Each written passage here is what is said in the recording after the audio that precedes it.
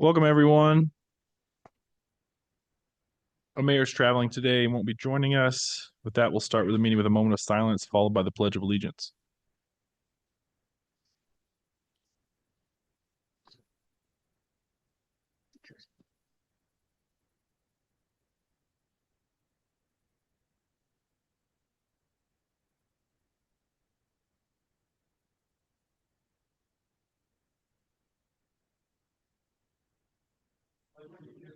To the flag of the United States of America and to the republic for which it stands, one nation, under God, indivisible, with liberty and justice for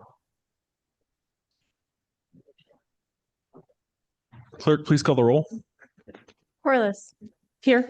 Halliburton. Here. Morales. Here. Nash. Here. Stead. Yes. Here. Willett.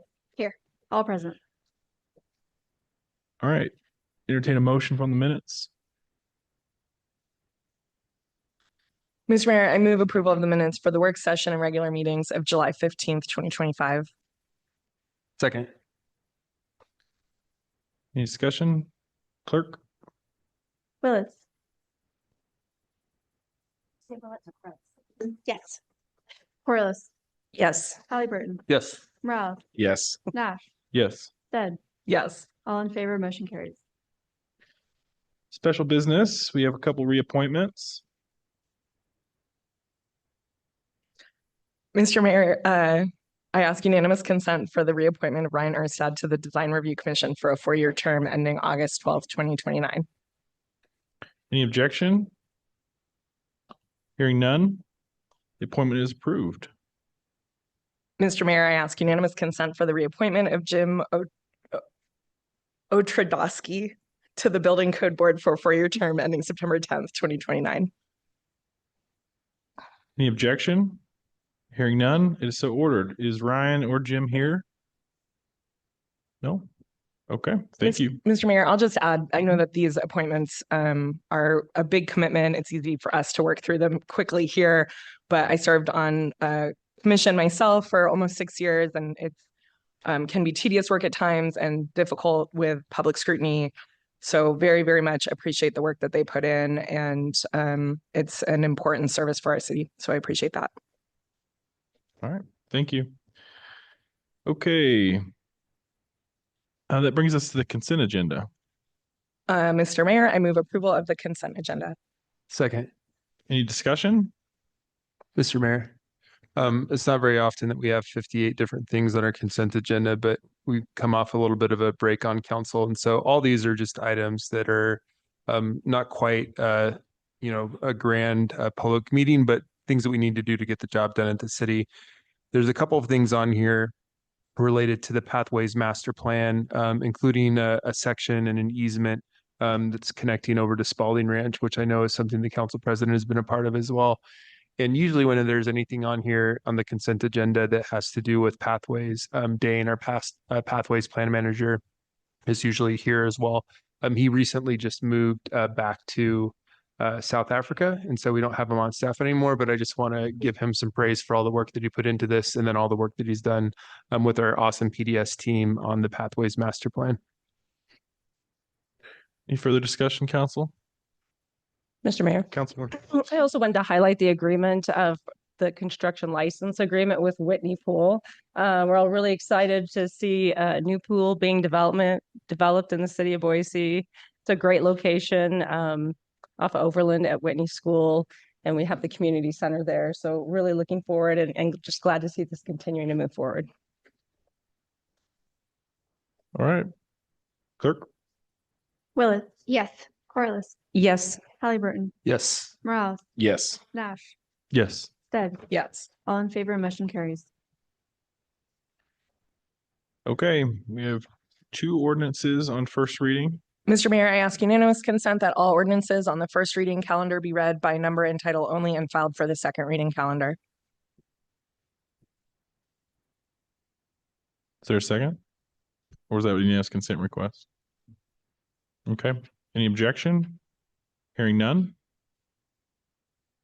ORD-28-25, an ordinance amending Title IX, Chapter 2 of Boise City Code This amendment updates the development impact fees per service unit and related schedule of development impact fees and provides an effective date of October 1, 2025. ORD 29-25, an ordinance entitled the Annual Appropriation Ordinance for the fiscal year beginning October 1, 2025, appropriating $1,519,120,346 deemed necessary to defray all expenses and liabilities of the city of Boise City, Idaho for said fiscal year, specifying the objects and purposes for which said appropriation is made, repealing all ordinances and parts of ordinances in conflict with this ordinance, authorizing a levy of a sufficient tax upon the taxable property, and providing an effective date. Did you do both ordinances or just one? All ordinances on first reading. Thank you. All right, nothing on second or third.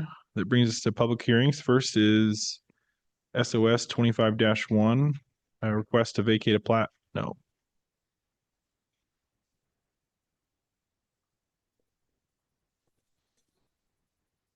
Madison?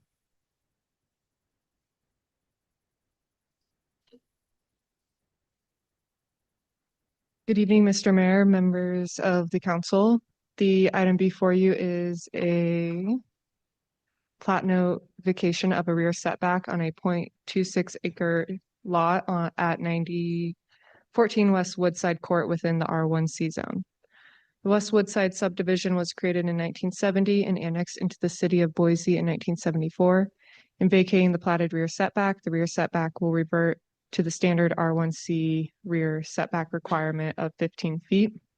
This will result in an extra 10 feet of buildable area for the property. The surrounding area of the site is zoned R1C. In conclusion, the planning team recommends approval, and I will stand for any questions. Any questions for staff? Mr. Mayor, I have one question. So I understand this is for a shade structure. Is that right? And if the next owner came through with this allowance, could they, in theory, remove the shade structure and put in a permanent, like an ADU, or extend the house? Mr. Mayor, members of the council, that is correct. They could put in, when it reverts back to the R1C 15-foot rear setback, they follow the standard development code requirements. Thank you. Are any further questions for staff? Okay, I see the applicant, John Sylvia. Are you in agreement with the terms and recommendations of city staff? With one modification. Why don't you come on up? Yep. Hey, my name is John Sylvia, and I own and live at 9014 West Woodside Court. And appreciate you allowed me to come and speak. And as I don't know what your name is, Madison. explained, it's to remove a rear setback on the plat. And just a brief history, when I bought the home 4 years ago, 4+ years ago, all the improvements that we wanted to accomplish, we made sure that the current city ordinance would allow that. So when we wanted to build the shade structure, I went to the city just to make sure everything was fine. They said that the shade structure fits within the guidelines of the city, but then they looked at the plat and it showed that the plat had a 25-foot setback, which brings it basically up to the house. And then I agree that the house was originally in Ada County and then incorporated in 1974. So I called Ada County and they pulled the original CCNRs up for me. So do you guys have that? I submitted it to the city. So if you look on page 2, it shows that, and we have a really narrow backyard. So the developers at that time realized it was really narrow, and even the 25-foot setback was unreasonable. So if you look at page 2 in the middle, it shows no building shall be located nearer than 5 feet from the side lot line or nearer than 25 feet from the rear, except it gives an exemption for lots 2, 5, 8, and 11. I'm in a lot 8, and it says that it may have a 10-foot setback. So instead of the 15, I was just hoping that you would honor the original CCNRs when the plat was drawn to give me the 10-foot setback. And I know I talked to the city planners, and that's what I thought they were going. In fact, they were going to recommend that it was the 15-foot setback from the original CCNRs. Staff, do you have any comment on that?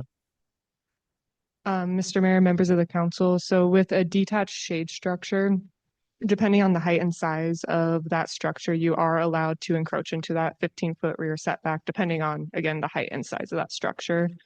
And typically that rear setback can then be reduced to 9 feet. So there is opportunity to revert to encroach into that 15-foot setback if it meets the height and size requirements of the development code. And this is standard in all R1C zones. So John, what she's saying is that our code would accommodate that depending on the size of your structure, regardless of what we approve today, that our code would still allow you to encroach into that setback. Yeah, so it's going to be below the 14 foot, so we could encroach 9 feet, which is fine. So I was just told that you were going to suggest that the original CCNRs will be honored, but either way, the shade structure should fit in either protocol. And the only other request that I made, just so because there's 3 other residents that fit within the original CCNRs. I know the letter that was sent out that it only affects mine, but is there any way in case they someday want to build, they could be grandfathered in so they don't have to go through the time and money to get back within the city ordinance? So I think your question, if I heard it correctly, is can we tie the application that you've made today to other plats that are in the area? I would say the answer to that question is no. I do think it's worth, this is probably a broader question for plat notes that are attached to property that wasn't originally in the city, and whether or not those are more restrictive or less restrictive than our zoning code allows. I think that's a good question for council to wrestle with. But just looking to staff, I think it's not legally feasible for us to be able to consider other plats that are not part of this application today as an act of council. I don't think we have that authority. Oh, I mean, it's the same plat because the development has 2 courts on it. And since the 3 other homes also are given exemptions of the 10 feet, that those 3 homes within the same plat, this would apply to them just so they don't have to spend the time and money to change theirs. So different plat or same plat, different parcels and different property owners. I think that's where the distinction, that's where our authority stops and starts. Okay. So because it's a different property owner and a different parcel, even if it is the same plat, I recognize it's a plat note attached to a plat across multiple parcels. But I think short of that, we wouldn't be able to do that today. Okay. Mr. Mayor, John, what does this shade structure of yours look like? It's going to be since it's been taking so long, we keep changing our design. It's going to be under the 500 square foot requirements for the city, below the 14-foot height requirement. And we have an existing concrete patio, and our yard goes east to west, so we get full sun. And as you could tell today, we were just like scorched. Sure. So it's just going to cover the concrete patio from our back sliding glass door. Yeah, thank you for that. I asked because I've never on my time on council had a shade structure come in front of us before, and maybe it's just the fact that there's like a setback issue. I also think that there's a chance that people just build those shade structures without actually going through the process. So I want to thank you for going what it seems like a pretty in-depth process of going through this to do this the right way, also finding a way for your neighbors to do it as well. So hopefully you can help them navigate the process now that you've gone through the process as well, kind of working with our team. But yeah, thank you. Okay, and just which was weird because the shade structure itself doesn't need a permit. It's just getting the numbers off the plat. So Yep. anyway, thank you very much. Anything else? Mr. Mayor, quick question of staff. I just want to make sure we're level setting our language here. Is he getting what he wants? Mr. Mayor, members of the council, due to the size and height of the shade structure, he'll be able to have that reduced. So he's good. He can do what he wants. Great. Thank you. Thank you. All right. I assume, Angie, we're not anticipating testimony from you. No. Okay. Anybody else here to testify on this? All right, with that, I'd close the public hearing and entertain a motion. Mr. Mayor, I move that SOS 25-1, a request for a vacation of a plat note from the Westwood subdivision for the northerly portion of lot located at 9104 Westwood Side Court be approved. Second. Any discussion? Mr. Mayor. Call for it. Yeah. Sorry.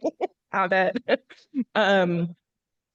I am understanding that this does ultimately get the applicant what he is looking to achieve.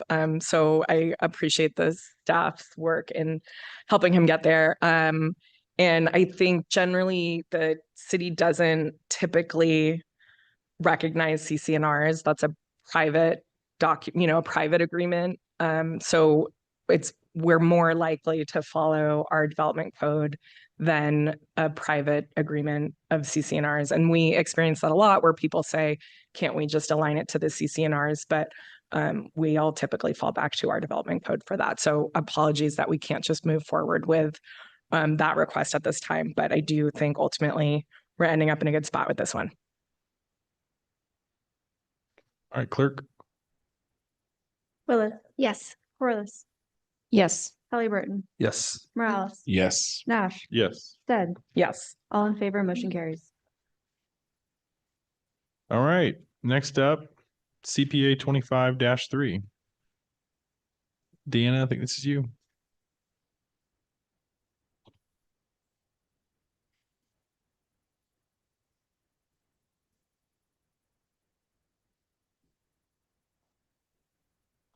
Good evening, Mr. Mayor, council members. I'm Deanna Dupuy, and I'm here to present CPA 25-3, an amendment to Blueprint Boise to remove 128 parcels from our comprehensive plan's future land use map, assign 20 parcels of future land use designation of compact, and a request to Ada County to amend the area of impact boundary accordingly. As background for the city-initiated comprehensive plan amendment, this is in response to the 2024 Idaho State Legislature updates to the Local Land Use Planning Act, or LUPA. In this section, they adjusted the area of impact regulations, specifically identifying that area impacts are under the jurisdiction of the county when they are not within city limits, that there was a directive for cities and counties to update their area of impact by the end of this year, 2025, and to then review them every 5 years with the county and the cities together. And then it established a 2-mile distance standard for those area of impacts from city limits to the edge of the boundary. In 2025, the City of Boise received a request from Ada County to begin the renegotiation process. And within that process, which was included in your packet, was specifically the county identifying several parcels that were further than 2 miles from the pending annexation at Murillo Farms. And so that's what you'll see in your comprehensive plan amendment packet. We are proposing to align perfectly with that request from the county, which was to remove those 128 parcels that are further than 2 miles from city limits. This is located just west of Cloverdale near the Boise Ranch Golf Course, so on the furthest southwest edge of the city area of impact. And you'll see those there. In addition, when we were looking at our area of impact, we did identify an administrative cleanup. This is in just west of Cloverdale, just north of Amity. It's the Antler Ridge subdivision. This was as part of a land swap from Meridian to City of Boise in 2014. Just at that time, we never actually assigned a land use designation of compact. We feel compact is consistent with the area around it, as it's all compact in the land use map, as well as it's consistent with the development pattern of this existing subdivision. Throughout the public process, we received no opposition. We've had one comment from a resident of the Antler Ridge subdivision, just clarifying an irrigation easement, which this amendment does nothing to address or nothing to touch. We've received several phone calls just from residents curious about the noticing they've received, providing a little bit of information about the comprehensive plan amendment process, county jurisdiction, just providing good customer service. And then at the July 14th Planning and Zoning Commission meeting, we received unanimous approval via the consent agenda for the application. So with that, the Planning and Zoning Commission did recommend approval, and the motion before the council is a decision on the application. I'd be happy to stand for any questions. Mr. Mayor. Go ahead. Deanna, thank you so much for this presentation. A couple questions. One, was this proposal was from the county, Ada County to Boise? Mr. Mayor, Councilmember Corliss, correct. In your packet, I included the letter from the Ada County. They identified the parcels that were further than 2 miles, and we complied with the exactly 2-mile recommendation from the county. Deanna, just to follow up also, can you kind of walk us through the next steps of this process? Yes, so Mr. Mayor, Councilmember Corliss, so today what you'll be making a motion on is the comprehensive plan amendment. And so we'll follow up with a resolution which would amend our future land use map. So we would remove those parcels from the future land use map, which is in Blueprint Boise, which you all reference when making policy decisions. We'll also transmit a letter to Ada County saying our council has acted on approve the amendment to the area of impact, or the recommendation to amend the area of impact. Because of the state law, it made clear that the county actually owns the area of impact boundary. So they'll have to move forward a process to amend it on their end formally. So there'll actually be more notice to the neighbors. There'll be another public hearing, but through the county. Mr. Mayor, Deanna, is there any possibility of other changes being made by the county? Do you see happening for this area of impact? Mr. Mayor, Councilmember Corliss, in my conversation with staff and the letter that they provided us, this was the recommendation they provided. Again, that was from the Director of Planning and Development Services at the county. So we're in response to that. Great. Thank you, Deanna. Appreciate it. Mr. Mayor, Councilmember Willett. Jana, thank you so much. So in your mind, is this more clerical than anything? We're just cleaning this up. There's no substantial change that will affect development. Mr. Mayor, Councilmember Willett's correct. Thank you. Deanna, I had a question. What maps do you have in this presentation? Mr. Mayor, I have maps of the actual parcels to be removed in the Southwest and the parcels to be added. I also just have a general map, if that would be helpful. This just shows the area of impact generally. Okay. There's a piece of information I was hoping to bring up in discussion. I think it's going to take me just a couple minutes to grab it. So I'm just going to say we go at ease for 10 minutes, and I'll bring that back in just a second. All right. I think we got what we need. I'd like to call us back to order. Appreciate your patience. Deanna, I know we've had previous conversations in at least leadership meeting about potential development applications that the city might anticipate. Of particular interest to me is I know they've engaged in some preliminary conversations with staff. I know there was an interest in a Corey Barton development across the way from Micron, just south of Eisman Road, where we recently did an annexation. And I'm wondering what thoughts about potential development over that way have come into the conversation as you've evaluated the area of impact. Mr. Mayor, so currently the proposal before you is really just to amend our area of impact to align with state law.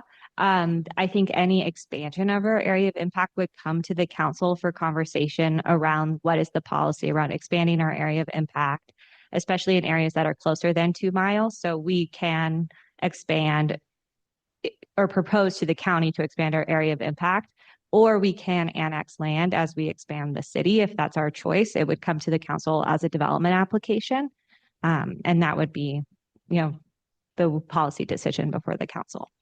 So council, I just put this up for conversation. In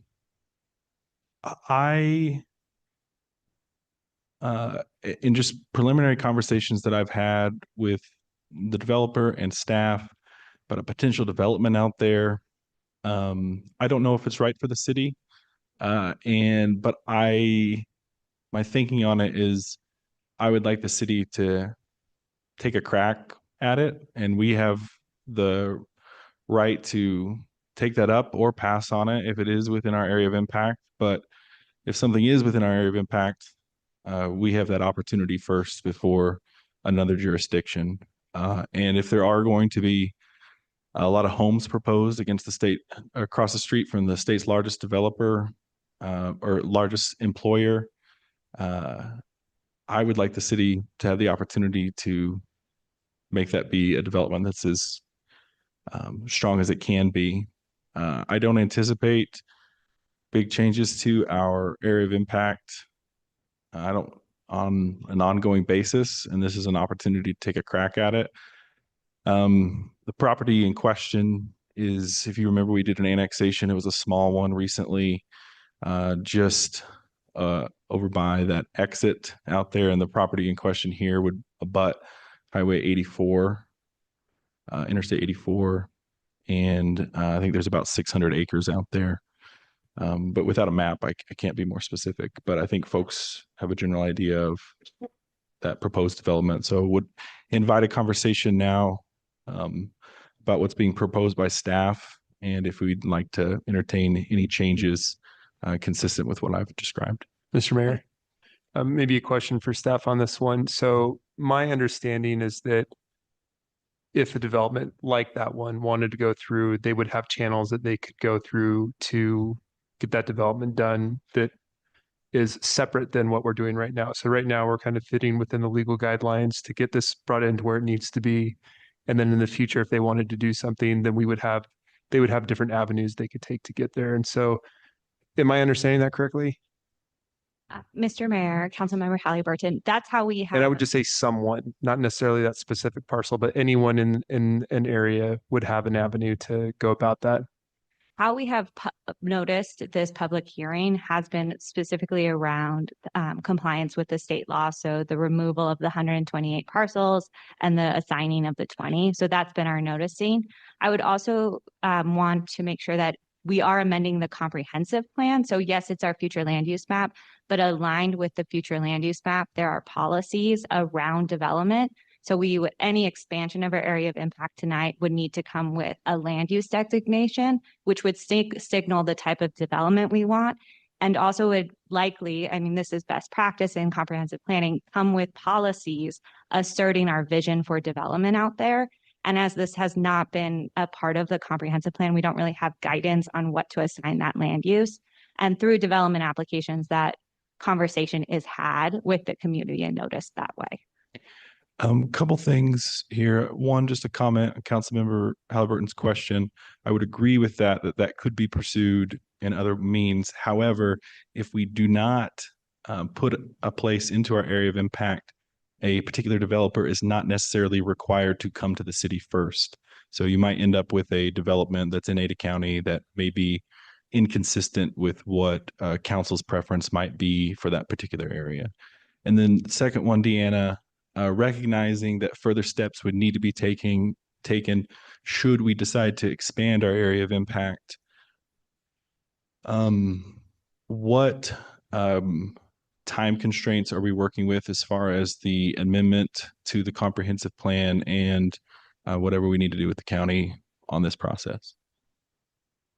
Mr. Mayor, we have built out this timeline to give the county kind of just enough time to complete their amendments by the end of 2025. We would need to follow up with what does a change in schedule look like?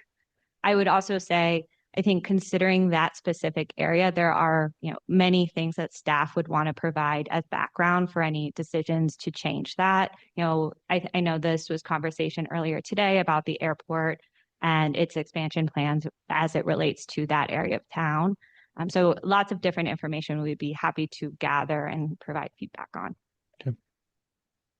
Council, further comments, questions?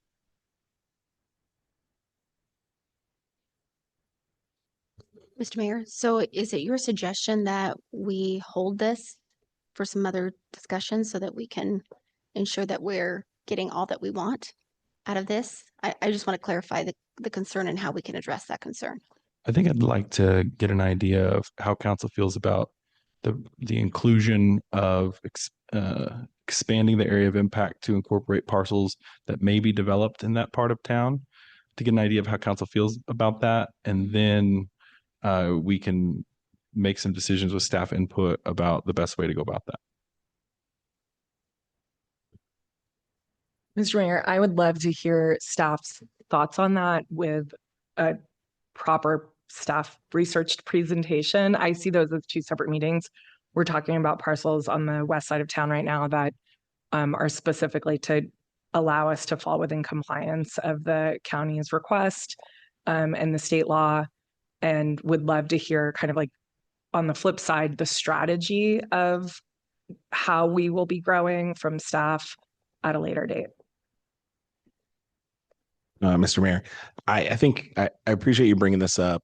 It's looking at this and seeing the 2-mile border from a recent annexation that's in process. And I did have kind of a question about that, like in process, what does that mean? And if that folded, would we be looking at another amendment here? But just in general, I think in that discussion, there was a lot of consternation trying to figure out what kinds of resources we have, our capacity, building further out from where resources were. And I think when you're talking about the eastern side, we have many resources over there, right? And so I think I would like to have those discussions in the future, but also be able to overlay, what is our 6-minute response time from Station 12, and how does that overlay with our area of impact, so that we can kind of foresee where growth could happen with infrastructure that we already have. So I think that would be something of interest. But then, yeah, also if you could just answer that question in terms of annexation and process, what exactly kind of that means, and if that means that could, potentially, if things didn't work out there, if we'd be looking at a slightly different modification than what we're looking at today. Mr. Mayor, Councilmember Morales, yeah, with that, it's a pending annexation. I think we're operating under the assumption that it's pending. If it does, for some reason, does not go through, of course, council has already made the decision on the application, and that's why we've moved forward with that. I think I would want to confer, have a clear decision with what the county would do, but the county is what they proposed it with the pending. So we're kind of following their lead on this one. Councilmember Corliss. Mr. Mayor, thank you for bringing this up, because I think we do need to have further discussion, I think, as a city to see where do we want to adjust potentially the area of impact, and what are the directions for these future areas, even with what's been in our area of impact for several decades. I think based on the timing, if I'm hearing Deanna correctly, I think from our state legal perspective, this has to be complete by the end of the calendar year. I'm not sure we're going to have the time to go through and look at other potential new areas adding. But I did want to clarify one thing, Deanna. Going forward after the calendar year, so now we're in 2026, the city can still propose an adjustment to our area of impact. Is that correct? Mr. Mayor, Councilmember Corliss, correct. We could go through the same process and ask, request for the county to amend accordingly. And we do that currently with changes to the area of impact, like we did recently with the annexation and the expansion of the area of impact just recently on the east side. Mr. Mayor, yeah, the decision tonight doesn't mean that we can't ever adjust our area of impact again, right? This is the first step that needs to happen for us to fall in compliance with this new law. Do I understand that correctly?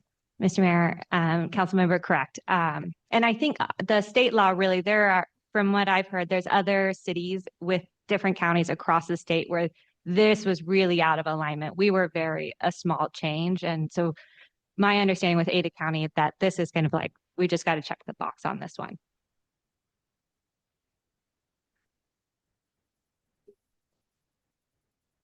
Mr. Mayor, I'd like to just get a little bit more time on this. And you've done a fabulous job presenting, Deanna, but I think for me, I'd just like to understand if what we do today boxes us in for anything in the future. And I need some clarity on that. We've got a lot of people here that want to testify. I want to honor their time. We've got a cute baby in the back. So I would like to make a motion. Mr. Mayor? Yeah. Before that motion's made, I don't think that there's anybody here to testify, but I want to make sure that we close the public hearing before we make any motions. We actually have one person here signed up to testify on this. Carlos, are you here? You would come on up. I also signed up. Okay. We'll take some public testimony and then we'll go from there. Go, Carlos.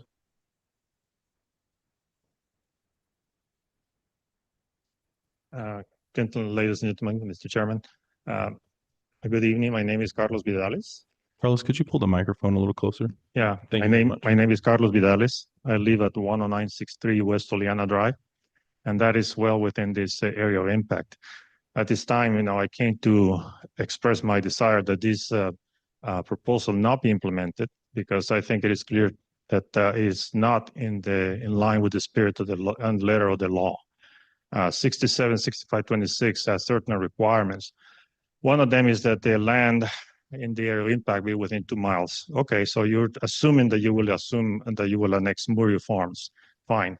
But there's other requirements as well. And that is something that has been dear and near to my heart for a while because it's completely, I'll say, distorting the development of Ada County. And that is the sewer moratorium. If you are going to have land in the area of impact, you are required also to provide sewer. That is in the law. And right now the sewer moratorium has been in place for what now? 8, 10 years? When is it going to be lifted? See, all this land cannot be developed. And it is happening exactly what this law says that it shouldn't happen. You may not hold land where you're going to stop the development and growth of it. But the sewer moratorium is doing exactly that. I haven't seen any discussions or any resolution to lift the sewer moratorium. So I ask you, ladies and gentlemen, when are you going to do that? You are required now by the law to provide sewer to these areas. If you are not going to provide sewer, essentially you should give them all up. This resolution should be every area of impact that is in there should be completely eliminated from the Boise plan because you're not providing sewer. That's all I have to say. Thank you very much. Thank you, Carlos. Appreciate your testimony. Any questions? Mr. Mayor, I have a question. So if I understand you correctly, what you're saying is if the city has no intention to extend the sewer, it should keep its areas of impact as its current city boundaries. No, you should give them all up. You could say, she what? If you do not have an intention of providing sewer to this land, you should give it all up. Give it up. The area of impact should be rolled back. I know that is in the law. I'm sorry. Well, it doesn't explicitly say it's rolled back, but the law says that you are supposed to provide sewer services. Mr. Mayor. Councilmember Corliss. Yeah, sir, thanks so much for coming out and testifying tonight. I think you bring up a very valid point that we need to have some further discussion on the sewer moratorium and what needs to happen there. I do question whether or not that is actually part of law.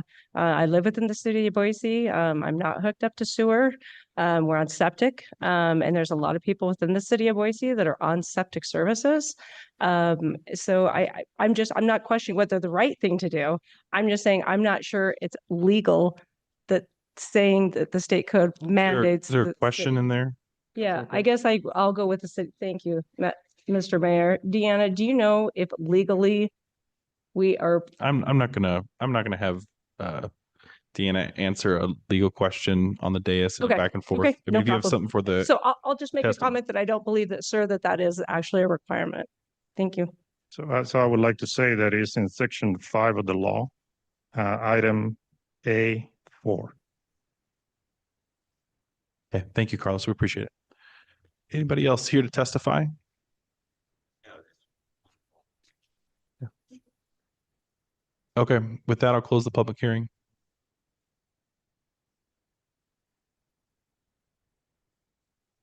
Mr. Mayor, I'd like to make a motion to delay CPA 250003 by until time certain of August. This would be 26th for us to get a little bit more clarity on this. I'll second. Friends, you are seeing live theater here. And I hope that you appreciate that we are learning as we go in so many ways. I think we have an obligation to understand this a little bit better. We've been on recess for a few weeks. I want to make sure that we get all of our questions answered so that we can do what's right by Boise citizens. We clearly have some differing opinions about what's in the law, what's not. I'd like to make sure that I know all the facts before I'm required to vote on this. If it's clerical only, great. If there's some other things that are part of this, I'd like to make sure that I am well informed. So give us 2 weeks. Mr. Mayor,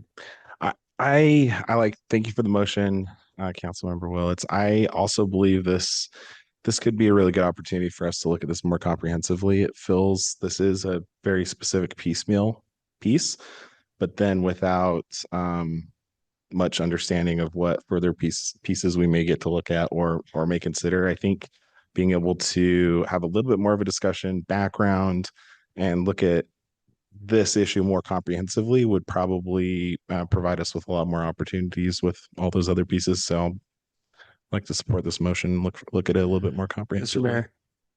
Councilmember Halbert. Couple things. One, the motion maker might want to see if the date certain is actually something that's achievable and maybe make it a little bit more broad. So that might be something to consider. Two, I'm probably not likely to support that motion anyway. I think that we're making something much more complicated than we actually need to. I think this is actually something fulfilling some state law, something that we've worked with Ada County, something that actually has a pretty tight timeline. And I actually don't think that it has the irreversible impact of not being able to do a lot of the things that we're talking about here, even related to some of the concerns that are brought up.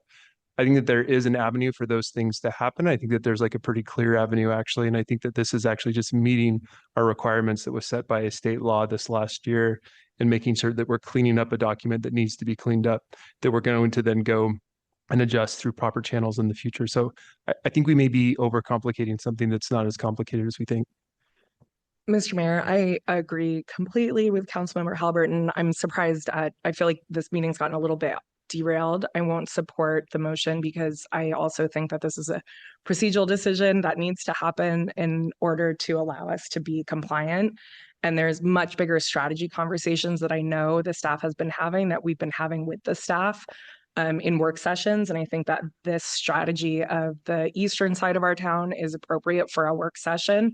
And probably won't be solved during our public hearing meetings anyway. I think that we should be giving policy, strategy, and guidance during work sessions that then the staff can come and present a proposal to us on what our options are for that, for the public hearing part of it, and allow the public to participate in that.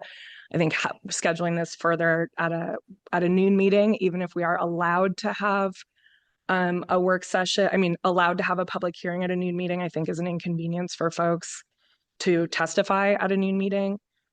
So additional reason why I will not be supporting the motion. I think that we're it's a disservice to the staff and the community to delay this further in something that is really inevitable based on a state law. Mr. Mayor, this is a new law that just passed this last year. All counties and cities are wrestling with this right now. And what I think it probably could be straightforward, I think it might be a good opportunity to take a look at this and to make sure that we do have our questions answered and that we're not just rubber stamping something that a few of us may even have some questions about. I feel fine delaying for a couple of weeks. As Councilmember Halliburton said, we might want to consider maybe the date adjustment. But I think there are some questions, and I think we owe it to the public to make sure that we're getting those addressed. So I'll be supporting the motion tonight. Okay. Any further discussion? Clerk? Willetts, Yes.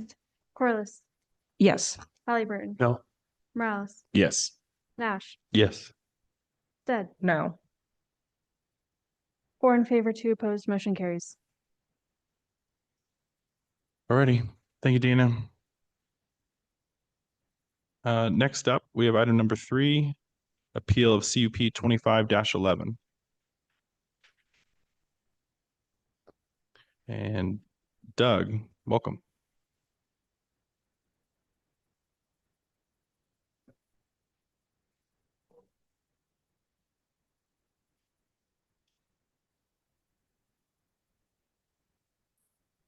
Good evening, Mr. Mayor and City Council. Before you tonight is the appeal of CUP 2511, a conditional use permit for a religious institution in the MX1 DA zone located at 801 East Reserve Street.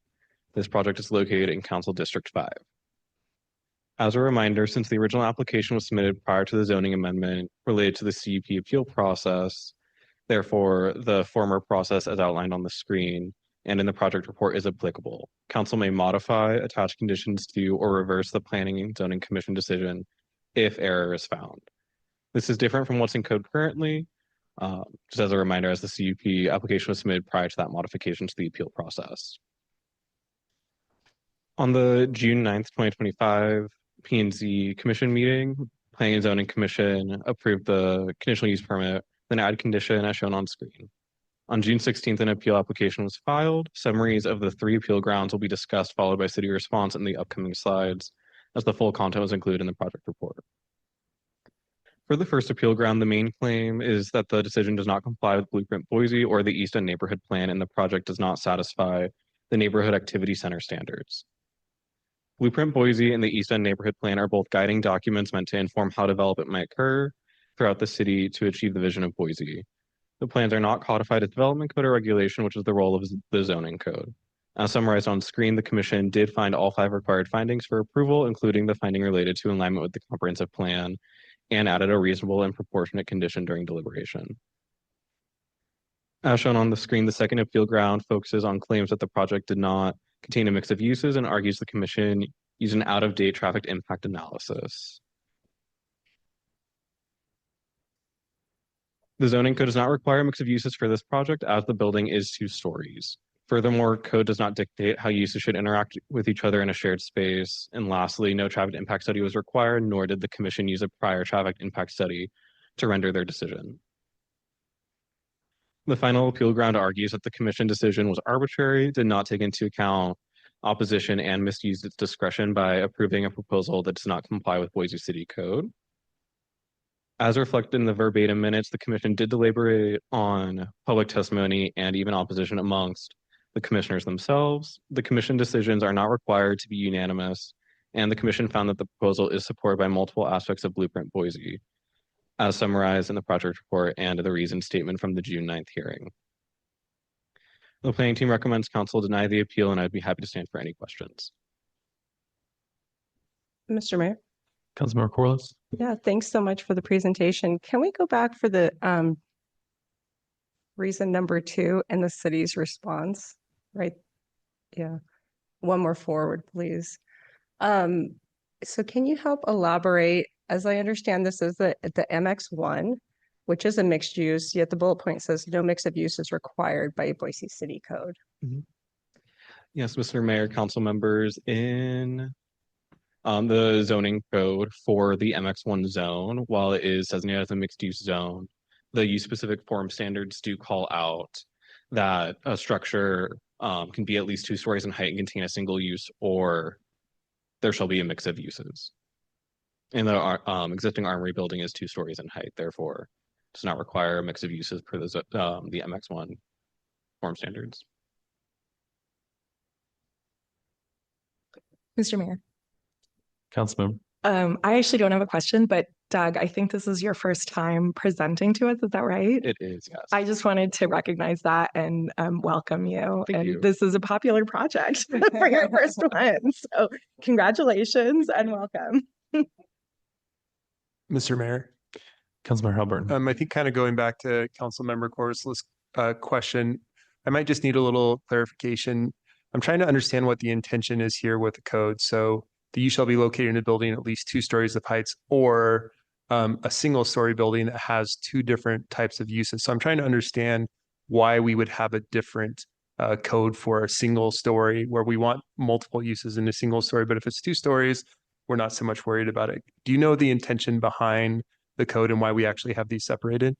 Mr. Mayor, council members, I believe the intent with the use specific form standards is to allow some flexibility with infill development, which is very much one of the purposes of the modern zoning code.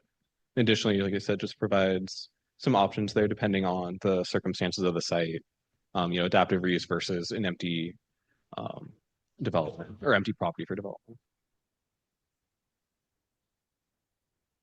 It's also a transitionary zone between residential and mixed use. Yeah. So like Mr. Mayor, just kind of following up, and please. So if I'm trying to make sense of this, I'm saying, okay, well, if we have 2 stories of height, we get some additional density in that infill. And so we're looking for some of that additional density. So maybe there's a few more permissions there. But still, I'm sort of struggling on why with 2 stories, with even more density and even more opportunity for mixed use, why wouldn't be requiring at least 2 different uses within a 2-story building? And maybe you don't have an answer to that question, but I think that that's where I'm struggling with. If the intention of this code is to just increase the density and saying, okay, we'll give up a little bit so we can get that extra density with the infill, or if there's another goal with the 2 stories of height in a mixed use zone.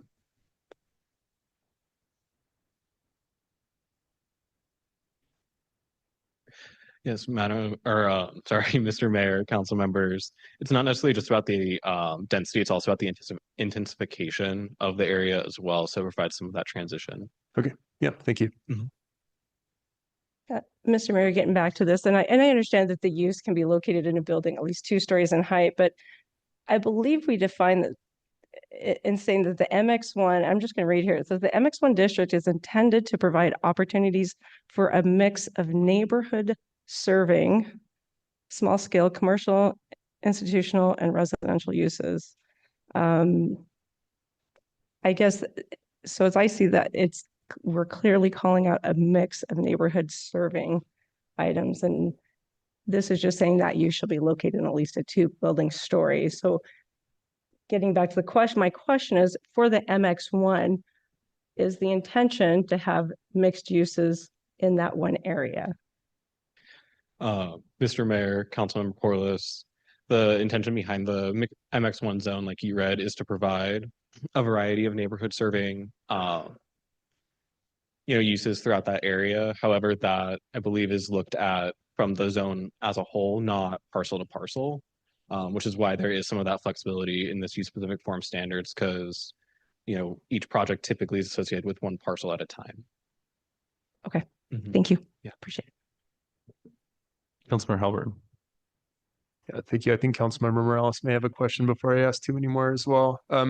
One thing I want to make sure that we kind of talk about a little bit before we get started with public testimony, just to kind of help with our understanding on council and then public understanding as well, is that there's some sort of different aspects that are related to if this is a blank site and what we require for a blank site versus if this is reuse, if there's an existing structure. And I wonder if you can just kind of talk a little bit, they talked about this in the Planning and Zoning Commission, sort of the difference between the two and what we might require if it was a brand new development versus a remodel of an existing development.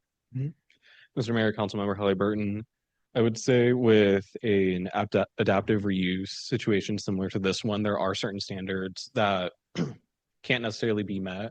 For example, I believe in the MX1 zone, there is a standard about transparency on the streets for design. However, with reusing an existing building, it's not necessarily always practical to add that transparency. I know another one is typically having the building up to the street frontage or the sidewalk. With this being an existing building, the building is where it is currently. Versus a greenfield site where there's no development on it at all, we would typically expect it to meet the letter of the code fully. Perfect. So for example, if this was a blank lot right now, we wouldn't be allowing there to be a surface level parking lot in front of the building. That would actually have to be hidden below. But because this is actually a remodel of an existing structure, that's why something like that could be allowed that we wouldn't allow if it was a blank slate. That is correct, yes. Okay. Mr. Mayor, question for you. I wonder if you can answer this. Where in our new zoning code would a single use like church facility be allowable by right? Mr. Mayor, Councilmember Morales, I believe it is MX2 and through 5 is allowed by right. Right. In the residential zones in MX1, it is through conditional use permit. Thanks. All right, council. No more questions for staff. Okay, we have the appellant up, Javier.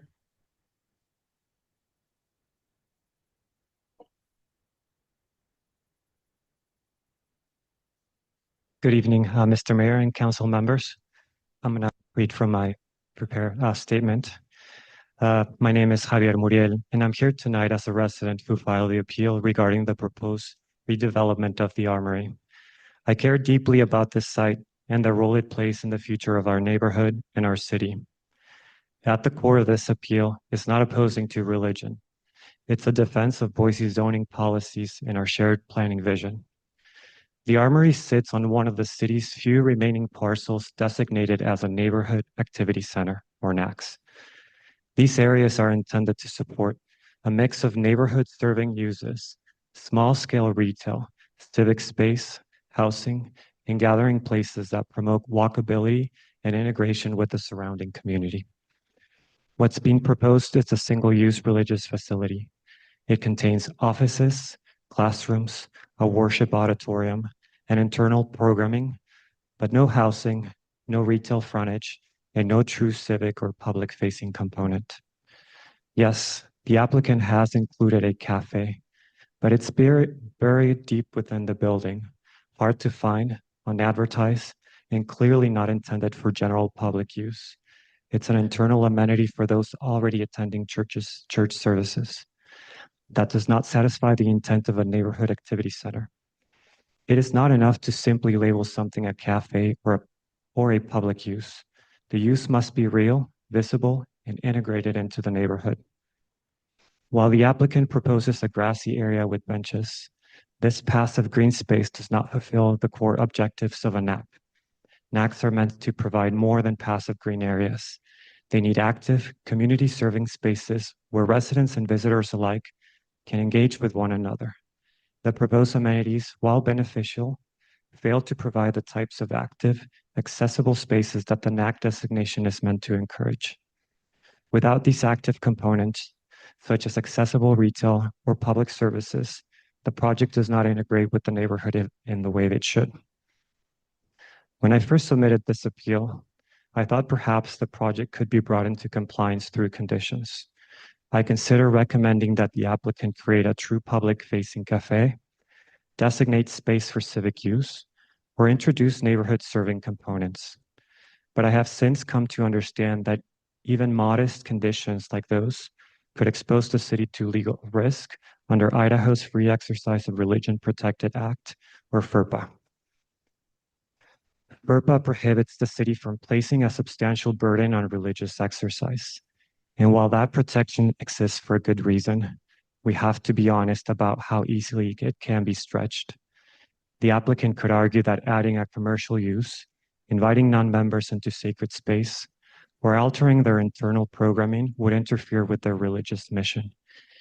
Even if those claims seem minimal, the legal standard is not.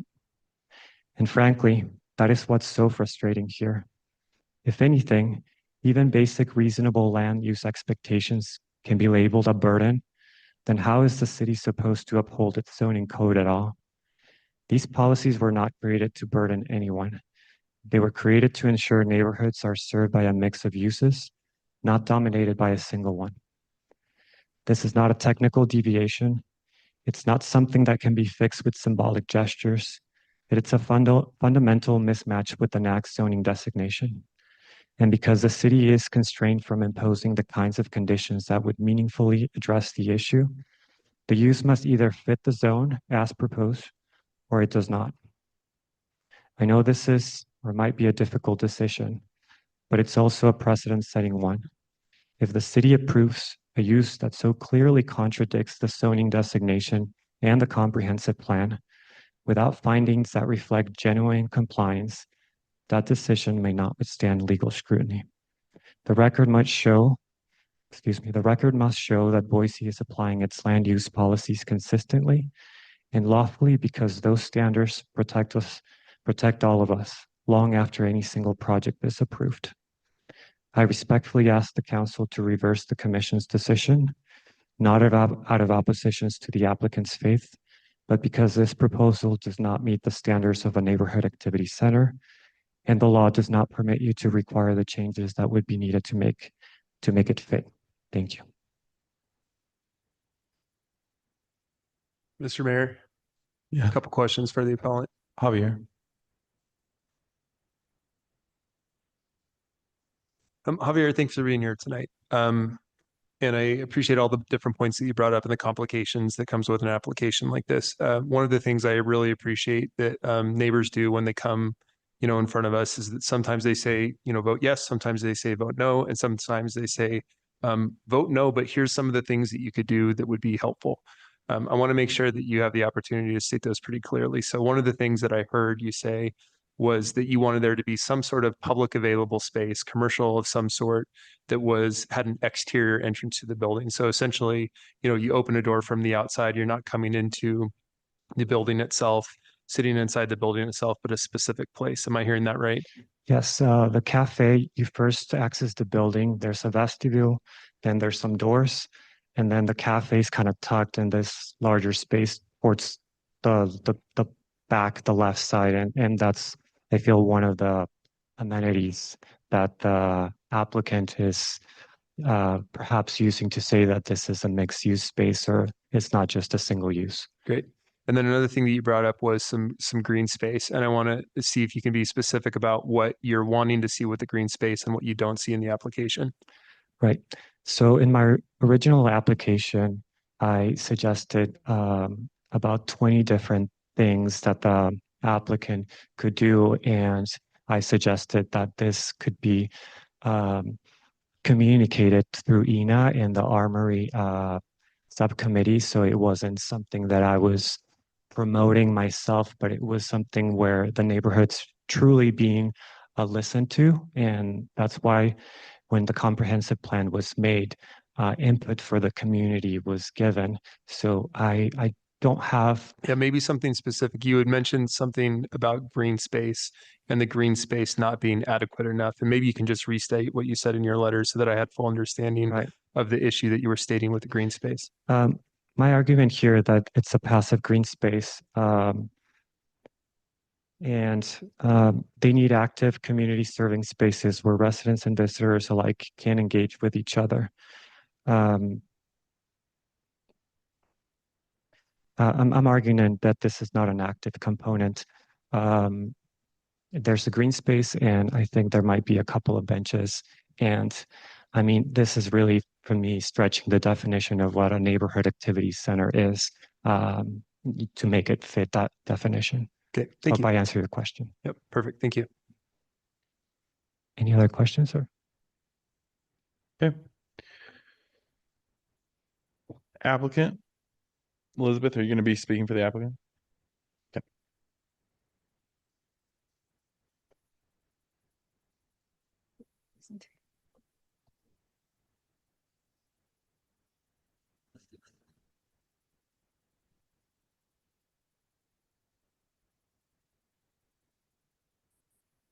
Does this just perfect? Good evening, Mr. Mayor, City Council members. My name is Elizabeth Peckeritz. I'm with Givens Pursley Land Use Council located at 601 Bannock Street. With me today are members of the River House Church Development Team, Riley Vermeer, and then Connor Lindstrom, who has been our land use planner with Kim Engineering. They'll be able to answer questions that I'm unable to. First, I want to say thank you to the staff. They've been great to work with. I know this is sort of one of Doug's first big forays into this, and he's done a great job in working with us. We are requesting that you uphold the Planning Commission's approval of the religious use CUP at the Armory. There was no error. Setting aside all the RLUIPA and FERPA arguments, this project does stand on its own basis, as it is presented and as it was approved by the Planning and Zoning Commission. Just orienting you, everyone knows where, I assume you all know where the Armory is located at 801 Reserve Street, right next to Fire Station number 1 and across from the Boise Bike Park. We also have assisted living, the Shaw Mountain of Cascadia, and townhomes across Avenue H, and some multifamily apartments to the rear across Logan. Both this parcel and the adjacent fire station are designated mixed use on the flume. And also just the way this whole area has developed, it's really developed as a mixed use area. There is, military reserve, the bike park, the ball fields, the senior center, the VA, various federal buildings, St. Luke's, and a bunch of residential, all really directly in this vicinity. The whole area has developed as a mixed use area. And one use that is really lacking in this area that there isn't very much of is this church use. It is the MX1 zoning that one of the key components that I think Commissioner, I believe it was Morales, Councilmember Morales was getting at, asked about was this is really the code requires us to develop and to follow these standards to the maximum extent practicable. This is a property that, as you know, is on the historic registry. There is very little we can do to the outside of the building itself. We're not putting in extra doors. It would be very hard to have an entirely freestanding separate commercial area that's not attached to the rest of the church use, that's entirely separate. All the doors are needed, all the entrances are needed. There's only a few of them for the church use at this location. So we are trying to do what comply to the maximum extent practicable. And we are proposing the religious church use, a coffee shop that is open to the public. And then there was also the ancillary office space that goes along with that church use. And we are also, as mentioned, in a 2-story building. And we do believe that the religious use is well situated for this iconic but really deteriorating building. Briefly, the city did own this. This started as the National Guard facility. It was no longer in use by 1971. The city acquired it sometime in the mid-90s. It's been proposed for many uses, including a community rec center, inline skating rink, theater and acting school. The city owned the property until 2012 when they disposed of it. I believe it was in a land swap. For a mixed-use development. That did not come to fruition. Another mixed-use development was proposed in 2022. That again did not come to fruition. And now River House has purchased the property and is looking to house their congregation permanently at this location. Until now, they've been renting space in other locations throughout the community, and they're really looking for a place to call home.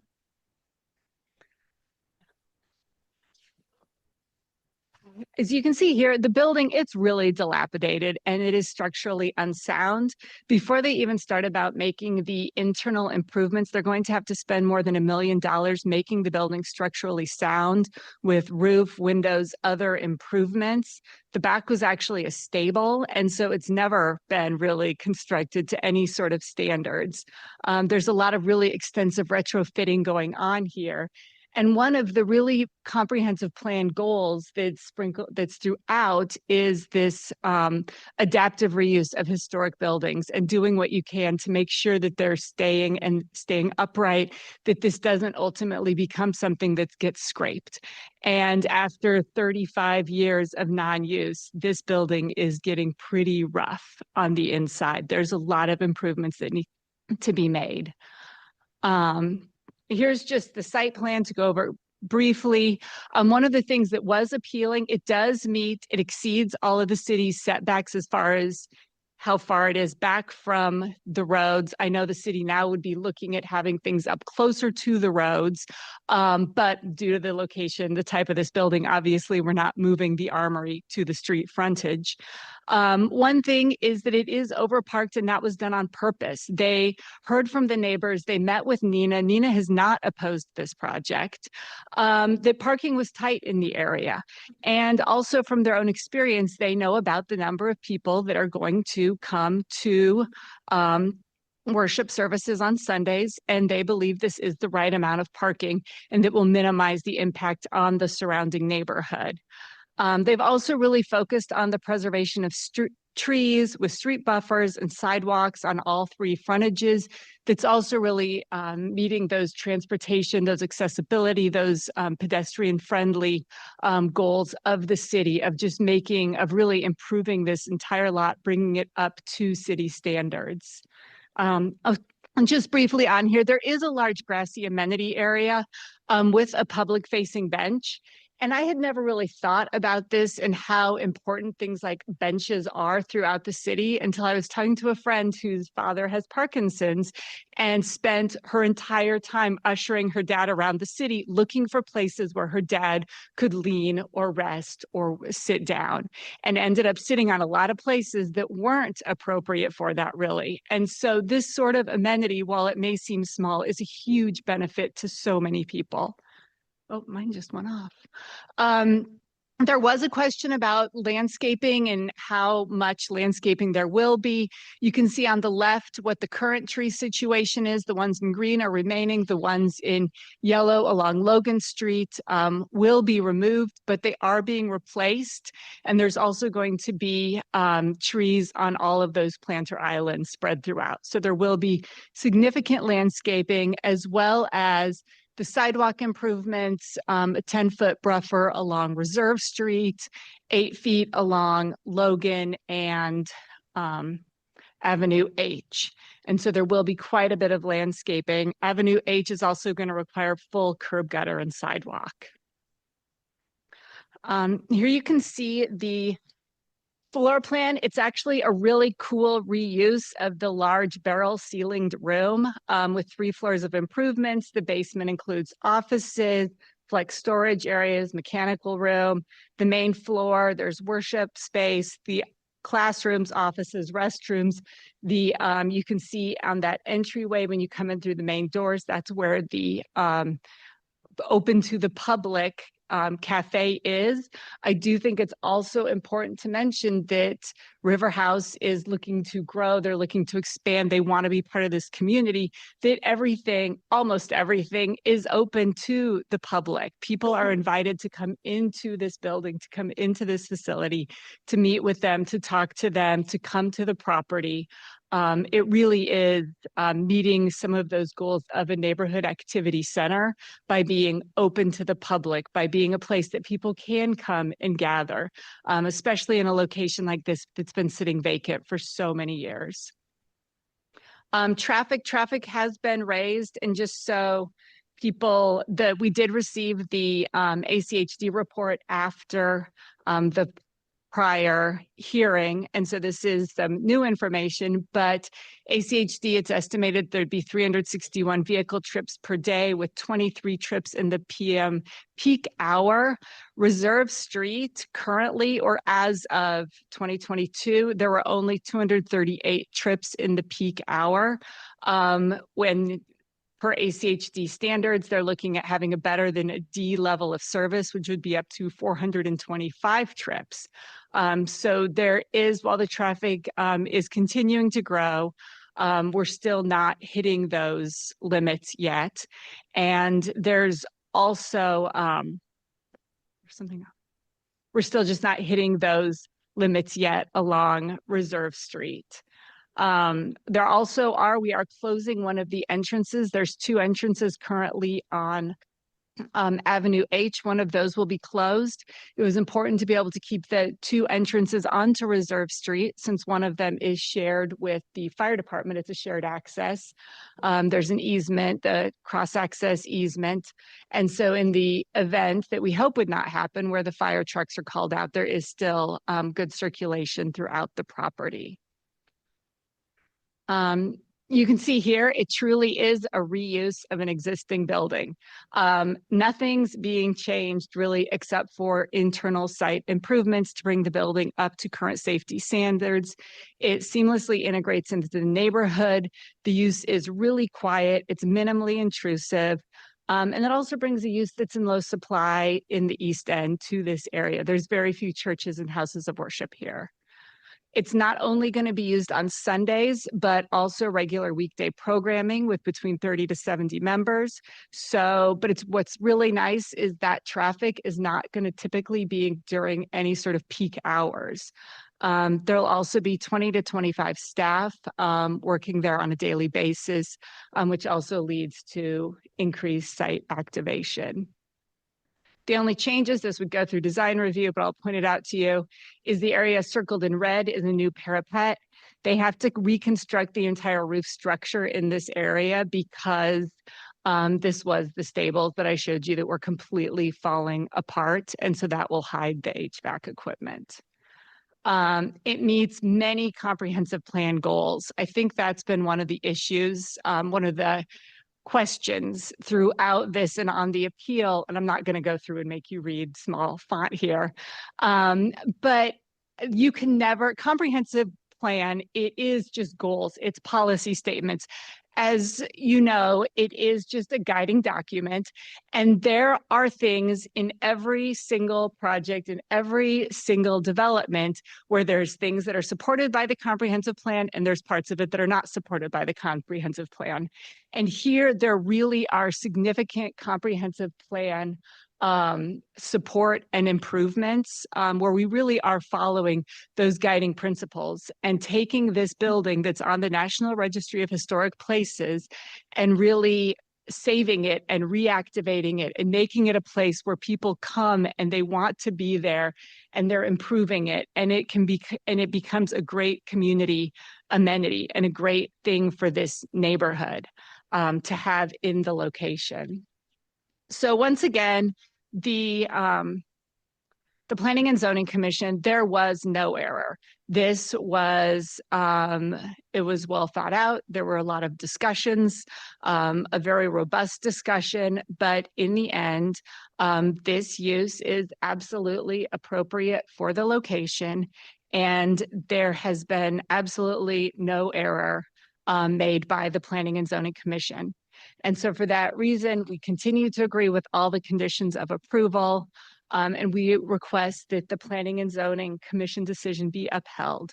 This is a great use for a long vacant and deteriorating historic property, and we are recommending, requesting approval or to deny the appeal. Thank you, Elizabeth. Councilmember Willetts. Yeah, thank you, Elizabeth. I have just a clarifying question. And I know that we've had different. Councilmember Willetts, could you? Thank you. Thank you, Elizabeth. I had a clarifying question. I understand that that this has a long and storied history. Am I to understand that it's been empty for almost 54 years? Mayor, Mr. Mayor, Councilmember Willetts, I know it's been empty for at least 35 to 40 years. I don't know before that. But it's my understanding the city did use it for some storage. The city took control, I believe, in the 70s, maybe in the 70s, or it was used for storage for a period of time then. But it has been vacant and has not been being used since at least 92. Okay, thank you. Mr. Mayor. Hi. Councilmember Stead. I have a question for you. I think I read in the staff report that the cafe is planned to be open 7 days a week. Is that right? That, Mr. Mayor, Councilmember Stead, that is currently the plan. And then can you also confirm, but there will not be services 7 days a week?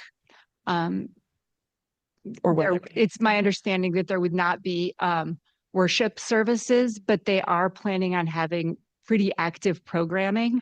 And I believe they were having programming at least 3 or 4 days a week. Additional days. Okay, thank you. Mr. Mayor. Councilmember. Hey, thank you.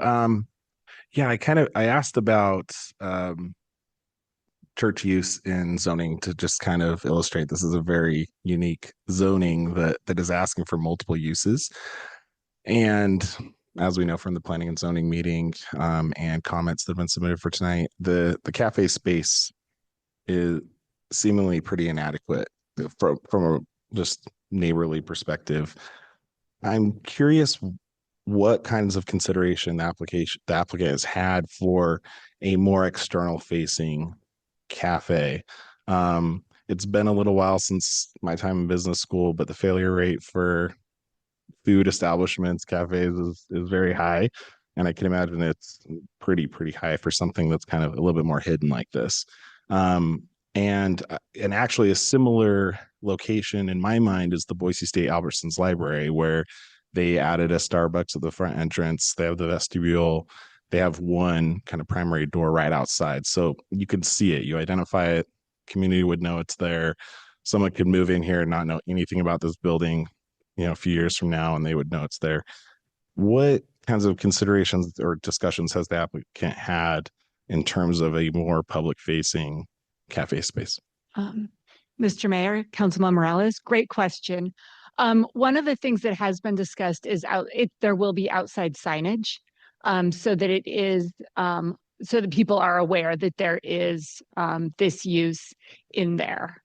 So there will be, but those signs I don't believe have been created, I mean, at this point in time, they've not got to that point yet. But there will be that sort of outside signage.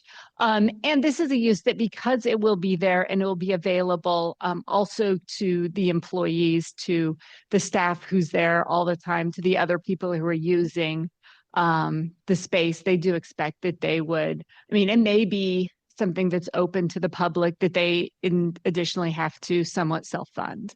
I don't know what all the plans are, but they do want to provide the coffee service. Their congregants want it, and they would like to be able to provide that to the neighborhood as something as you're walking to work past there.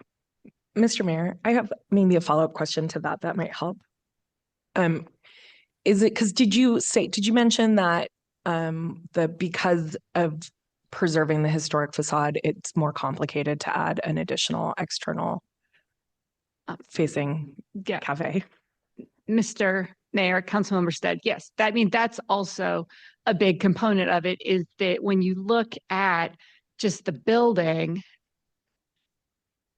as you try to preserve that, looking at putting, like, no one's going to put big flashing signs on this that show that there's a Starbucks or even the River House coffee shop in here. There would also be, it would be difficult to put in additional entrances, to put in new doors. They're really trying to preserve this and not have to go back through. I mean, this is on the National Historic Registry. It's not just the city of Boise's historic districts. There's a lot more steps to it. But they do think it's important to have this. It's part of the community outreach. They want to have the bench space where families can gather. It's a nice area where after a bike ride, people can come gather there. Because there isn't a lot of grass over by the Boise Bike Park. And likewise, this commercial space, this cafe, is a place where people can come in and they can get a drink, they can get a small snack after going for that sort of bike ride, hanging out with their family in the foothills, and use that area. Mr. Mayor, Councilmember Halbert, got a few questions for you. I'll start with the easiest one. Are you going to get rid of all the go-aheads that are on the property? Mr. Mayor, of course we are, Councilmember Halliburton. Yeah, I'm kind of joking about that, but like, this is the go-ahead hotspot in this neighborhood. And so one of the benefits, clearly, as you're putting the sidewalks along the outside, is getting rid of all this dirt that's right on the road. More serious questions though. So there's been a lot of discussion back and forth about the comprehensive plan, and is it a guiding document or should we be sticking with the code? And like, one of the sticking points is this is dedicated as a neighborhood activity center, both in the comprehensive plan and in the East End Neighborhood Association plan. But I've also heard you call it a neighborhood activity center. So I'm wondering if you can go into a little bit more detail about why you think this actually does qualify for a neighborhood activity center. Yes. So neighborhood activity centers are intended to serve one or more neighborhoods and are characterized by small-scale retail and service uses that may include mixed use or attached housing opportunities. They're characterized by compact scale and pedestrian-friendly design that encourages pedestrian access from adjacent neighborhoods. We are including multiple uses on this property. River House is including that grassy public facing amenity. They are including obviously the church use and then that cafe. Additionally, one of the things are with the neighborhood activity centers, you're looking at enhanced walkability, improving the sidewalks. There's significant landscaping. They're saving most of the trees on the property. It's open to the public. It's welcoming to nearby neighbors and visitors from the larger community. People can go here. although the property is privately owned, its redevelopment allows it to finally reopen as a place where people in the neighborhood can go. Right now, the only thing that goes on there are high school parties. And so it'll be a really great it'll be a great opportunity to have this become something once again. And while the project, it does meet many of the city's goals, but there's things that it simply can't meet because of what it is. By being on the National Historic Registry, it's not going to be small. It's not going to look like a bound crossing because of the type of building that it is. That's just simply not possible. And so the compact scale design, I mean, this is not a compact scale design building. This is large and big and white, and everyone knows what it is. But I do think it meets much of the language around being a neighborhood activity center. And so I think you can find that it is a neighborhood activity center, and the whole area as a whole has grown up as a neighborhood activity center. In fact, I believe it's on the city plan, the downtown plan. This whole area is a community center, not just this one property, but when you look at this larger area, there is so much going on here outside of just this vacant property when you look at everything there.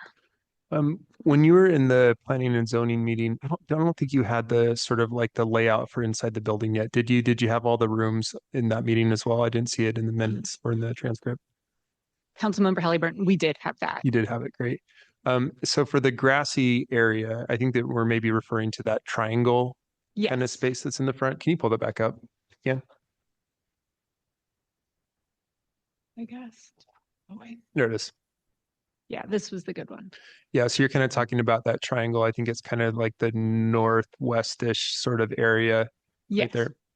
And so what are the plans for that area? I've been there before. I've had picnics by myself. I mean, there's somebody else there. But I've just gone and used this space as like a public space before because there is grass right there and there are some trees and it can be shaded. But for the most part, it's just, I think there's like a little pathway that goes into it as well. What are the plans for that area? Councilman Halliburton, that is exactly what the plan is that it will remain they're changing up. There's going to be more grass area, but set back a little bit from the road, will be some benches in there.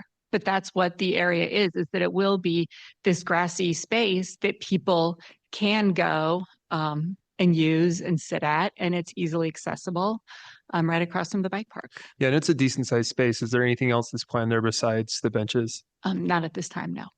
Has there been any conversations with the neighbors about anything else that might be able to be offered in that space? So for example, this is a historic building, like you've already sort of outlined all the different things that it's been in some of that history.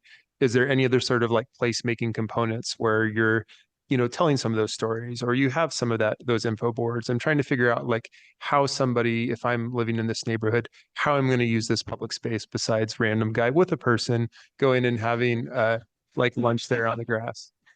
Mr. Mayor, Councilmember Halliburton, those are great questions. There's something that I believe the applicant would certainly be open to exploring, but there is currently not planned any sort of additional, to my understanding, there's currently not planned any additional placemaking signs or anything of that nature right now. Okay. And then there are some other grassy areas that are sort of along the perimeter. I'm looking at Reserve Street. I don't know that there's any grass area along Avenue H right there. Are there any other plans for sort of like public amenities, benches, things in those areas as well? Or is it just the sidewalks and the trees that are planned for now?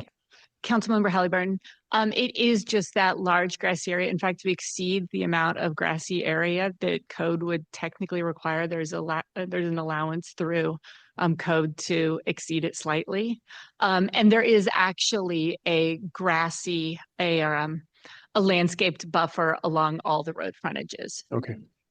And then just a couple more questions, then I'll give it a break for some other council members. you said that you were amenable to all of the conditions that were listed, and one of the conditions, the additional conditions that planning and zoning put on was to work with ACHD as far as some traffic calming. Have you started any additional conversations with ACHD, and what would some of those traffic calming measures look like if you've explored those? I would defer to our land use planner, Connor Lindstrom, on that. I don't believe there have been any additional conversations at this point in time. We can certainly reach out to them and will reach out to them, but ACHD has approved this plan as it is and does not believe there needs to be additional traffic calming measures at this time. Okay. And then, so I think my last question for now, certainly, I don't think that the city doesn't love surface level parking lots. Like there's no beating around that.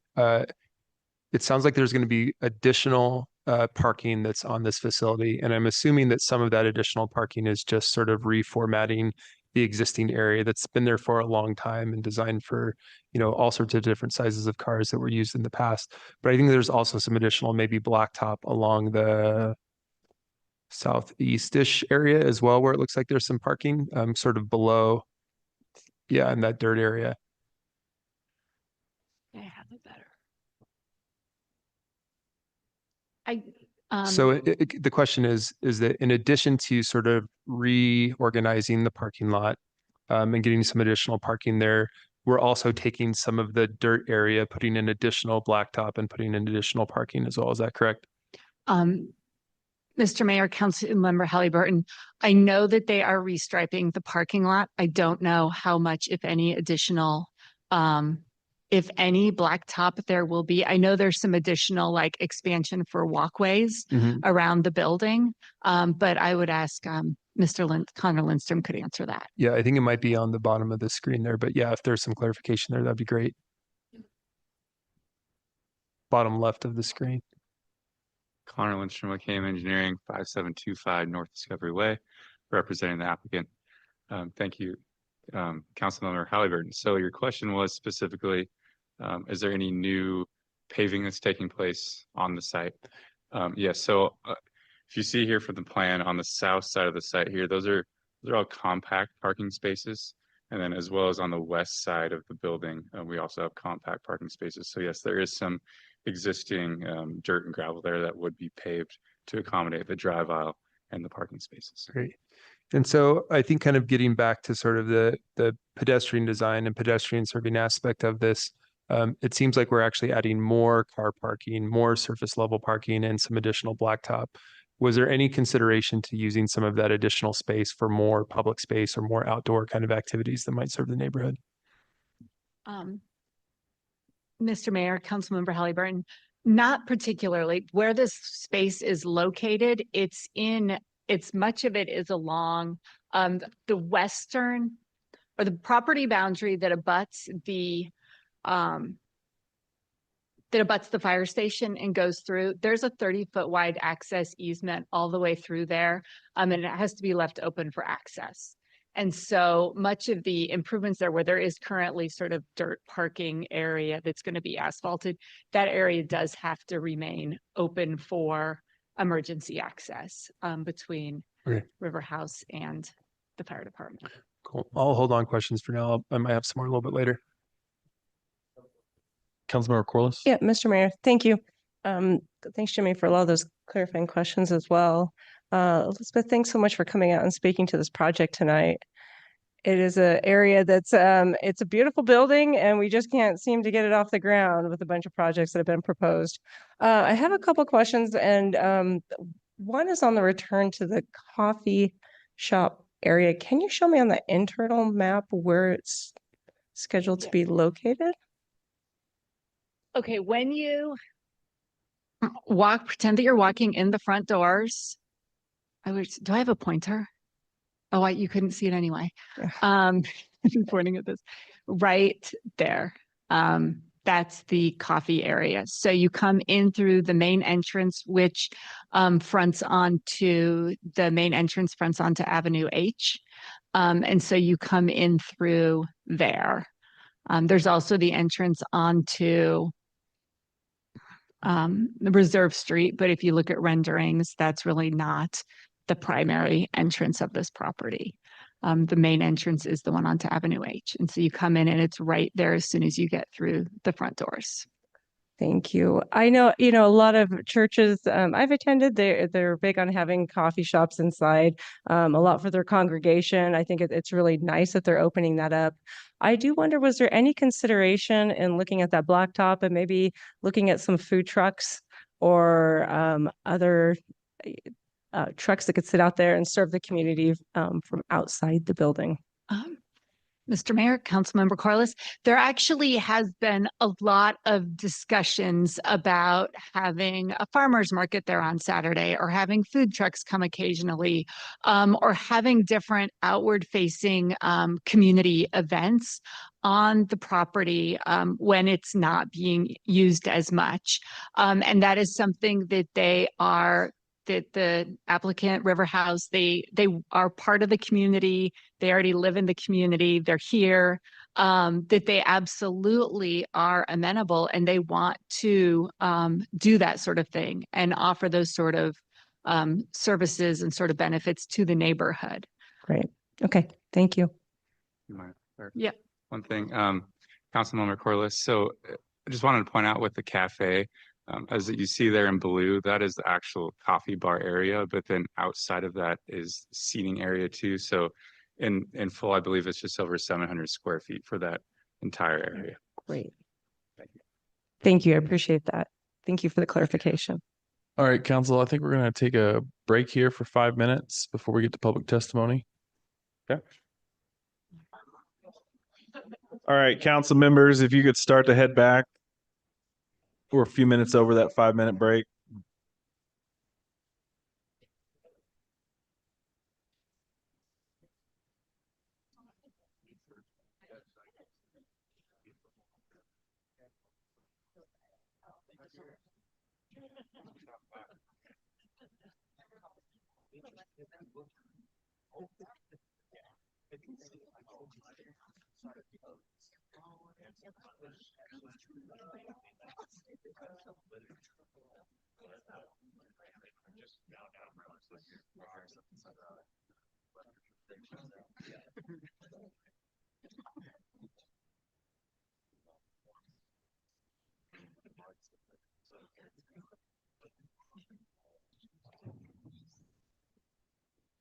Before we get to public testimony, Doug, we got one more question for you. Councilmember Halliburton. We've got a couple of council members we're still waiting on, but I just want to clarify here. So this is a CUP, but this is under our legacy CUP process, in that we can only hear it as appeal. We're not actually hearing it as a fresh document where we can put additional conditions or hear new testimony. Am I getting that correct? Mr. Mayor, Councilmember Halliburton, that is correct. It is the prior CUP appeal process, so error must be found with the P&Z Commission decision prior to being able to modify or attach conditions to or deny the appeal. Or sorry, deny the CUP. Cool. So if this, let's say that it moved forward, is there a next step in the process? There's no design review, I don't think, on this one. There's no historic preservation, or is there additional steps as far as the public process goes? Mr. Mayor, Commissioner Halliburton, there is a design review application that will be associated with it. I'm not sure if it will be a major or a minor design review, so I'm not sure about the design review commission's involvement in that at this time, but there will be an additional application there. Great. And so I think just to kind of clarify for the public, because that may not have made sense in code speak, we have a older CUP process where planning and zoning hears an application. And then if it's appealed, city council is really limited to whether or not they made an error in that appeal. That CUP process was changed a couple of months ago, so that if there was a CUP, we could actually hear new information, new people could testify, and council would have the ability to put additional conditions on that application. That's not the case on this one. This is still under the old CUP process, where really we're just finding if there was error made in that planning and zoning. I'm getting that correct, yes? Yes. Perfect, thank you. Councilmember Halliburton, now my mind is racing on whether or not there are new zoning code, old CUP process applications in addition to legacy and modern zoning code applications, but we'll leave that for another day. All right, next up, public testimony. First on our list, I'll call from this list, and then we will, if anybody else wants to testify on it in person or online, we'll get you. Right now I got Gary Rogers first on this list. Gary? So if you just want to come up, state your name and address for the record, and then you have a timer over here.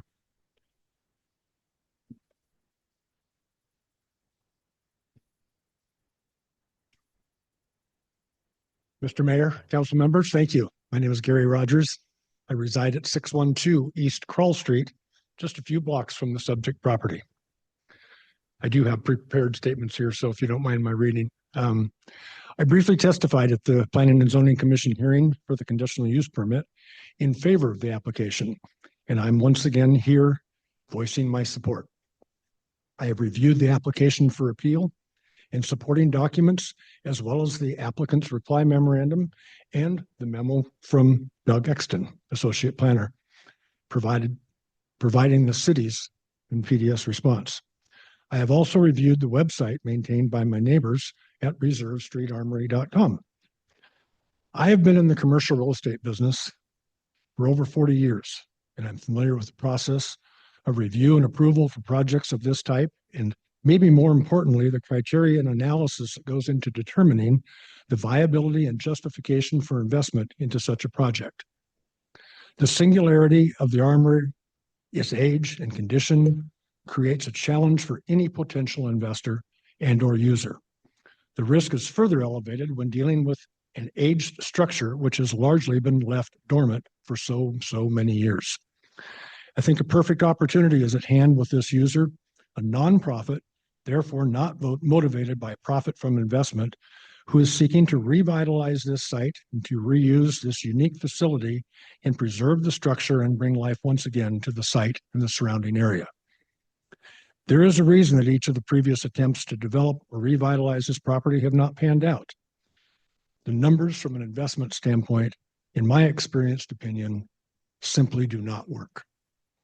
A vibrant hub for community life is exactly what I expect the River House facility will be. Open to the public, anyone and everyone is welcome. A center for community life for all ages. Open to the public for multiple activities. And one of those activities being a coffee bar with tables and seating area for people to congregate around, have community together, similar to a coffee shop. The discussion or focus surrounding the size and makeup of a coffee bar here is, again, in my opinion, unnecessary and frankly, a little silly. The concept of a community gathering place has been lost in the focus of the details, kind of like the forest and the tree thing. A large foyer area with places to stand, or sit and chat, drink coffee and other beverages, maybe have a snack. This is what I envision and have seen in numerous other settings, including churches, theaters, etc. Other activities I expect will be classes and group meetings at various times and days throughout the week for all ages, young and old, somewhat akin to meeting rooms in a library, if you will. What a great opportunity for a neighborhood to be able to walk to a discussion group or lecture or other cultural event. One more paragraph. Gary, I'm gonna have to ask you to wrap it up. All right. Thank you, Mayor. Thank you, council members. All right, Benjamin.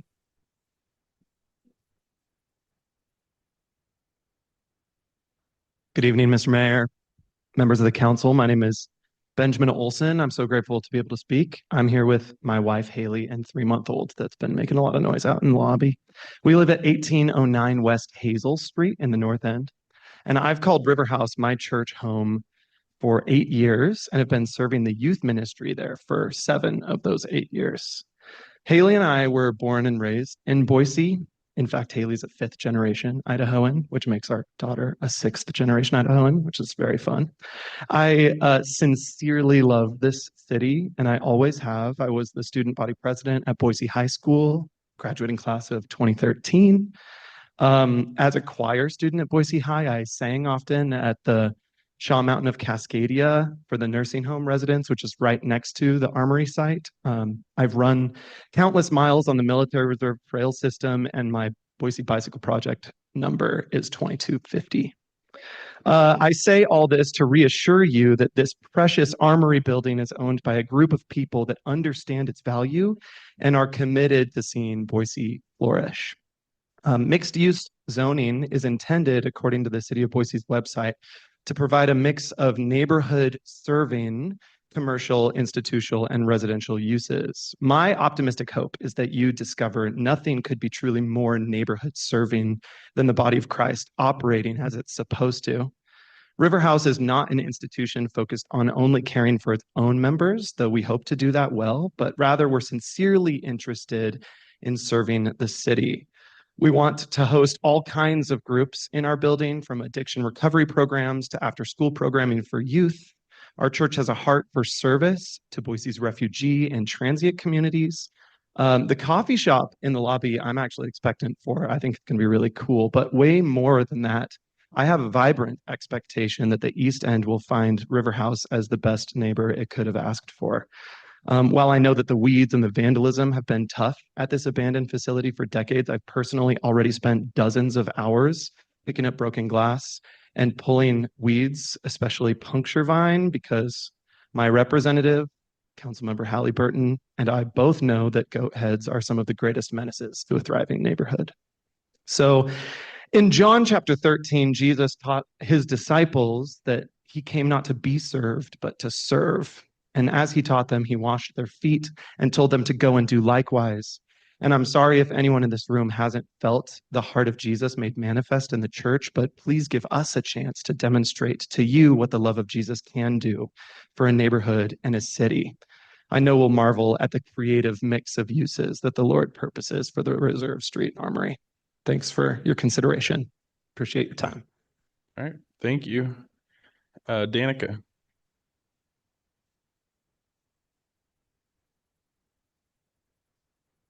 Mr. Mayor, council members, my name is Danica Langley. I live at 718 South Roosevelt Street. I am an Idaho native. I've lived in the North End for the last 6 years, and I recently just moved to the Bench. I love this city so much, and I feel really hopeful with where we are headed. In the past, there have been proposals come through that feel too big for the site, too big for the surrounding area, and too big for the neighborhood to absorb. This proposal for the Armory is different. It doesn't max out the land. It doesn't sprawl outward or tower upward.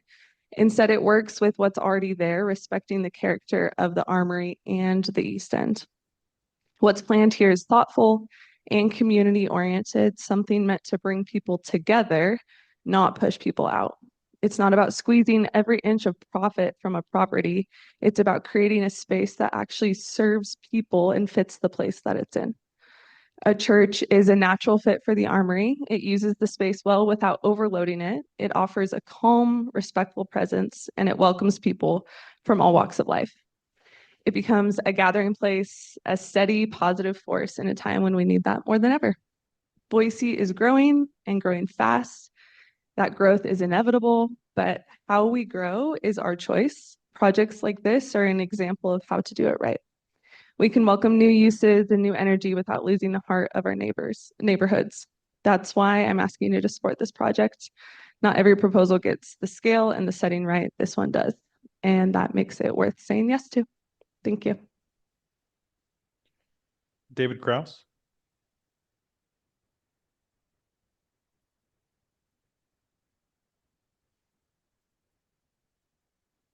Good evening.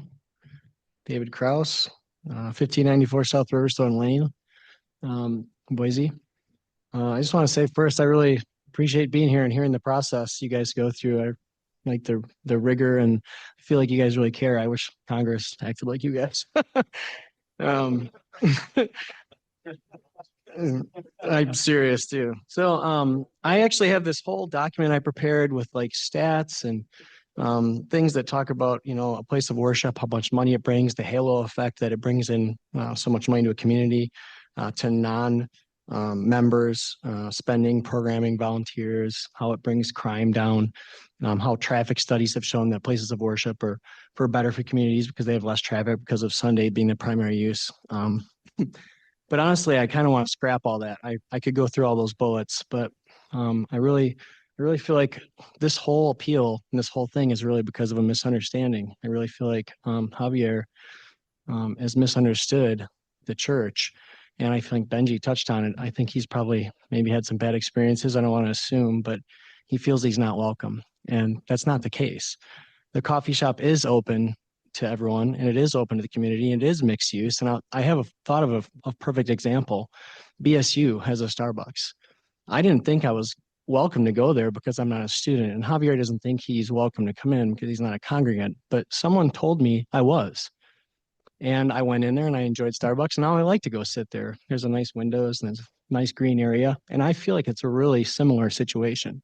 Maybe people won't think they're welcome at first, but there'll be signage that shows they are. And there'll be people like us telling them that they are. And there'll be people in the community saying, no, you should go in there. And then people will know that they are welcome and it will be a public space. And you'll be able to have your picnics and I'll come join you. And I think it'll be great. So. Yeah, for one last thing, we don't need FERPA or any legal forcing us to do this because we want to do this. We want you to come. Connor, have you signed up to testify? Do you intend to? Okay. All right. Brent?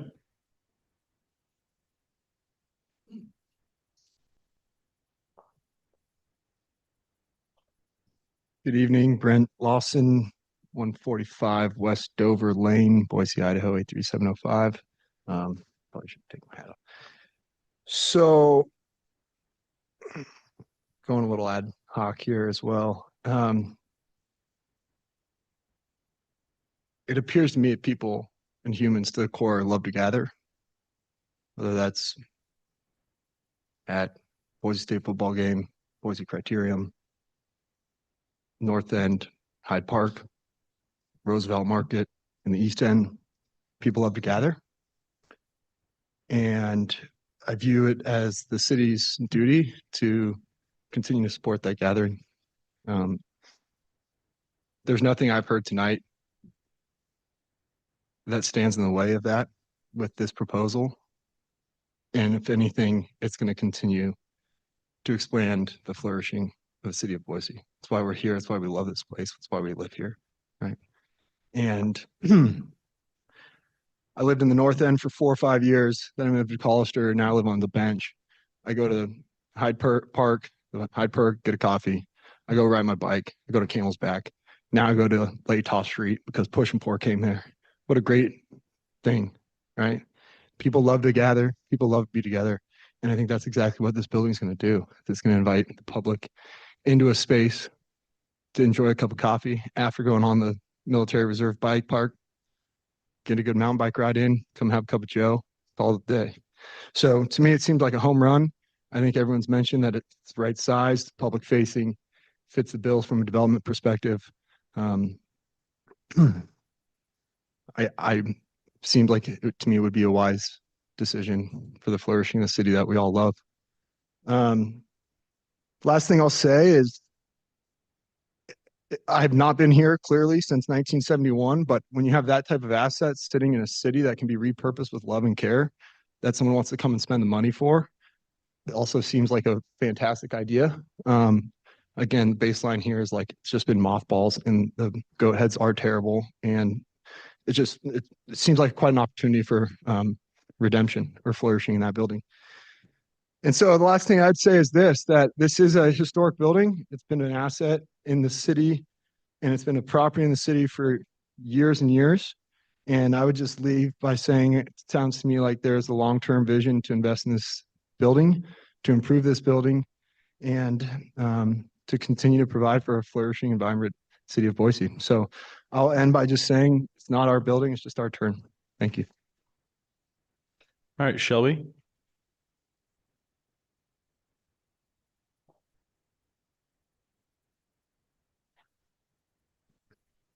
Good evening, Mr. Mayor and council members. My name is Shelby Dreves. My address is 125 North Bacon Drive, I appreciate the humility you guys have shown tonight in this whole thing, and it's been a joy to watch. And I'm thankful that I get to share my testimony. I share this statement as a proud resident of the East End, as I live 1.5 miles away from the Armory. The Armory has been boarded up and fenced off for years. It's not just empty, it feels neglected, and that affects how the whole area feels. I spend time running and walking through that neighborhood and specifically past the Armory, and it brings me joy to run by and think about that space being put to such a good and beautiful use. The Armory is in such a beautiful neighborhood, and the Armory is right now an eyesore. This project would turn it into something clean, safe, and active. The sidewalks along Avenue H and Logan Street is something that this neighborhood has needed for a long time and will allow pedestrians to walk safely. Plus, new trees, plants, and some open green space would add so much to the appearance. Also, being a teacher in the area, I've seen the way that churches have come in and supported schools and teachers just like me. They often come in with meals for our staff, and they supply school supplies.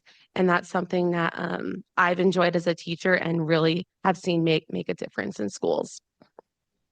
I'm excited to see how this church supports not only the neighbors, but the community as a whole. I'm asking you to approve this because it would replace a dead, forgotten place with something that the whole community can feel proud of, including myself. Thank you. Katie?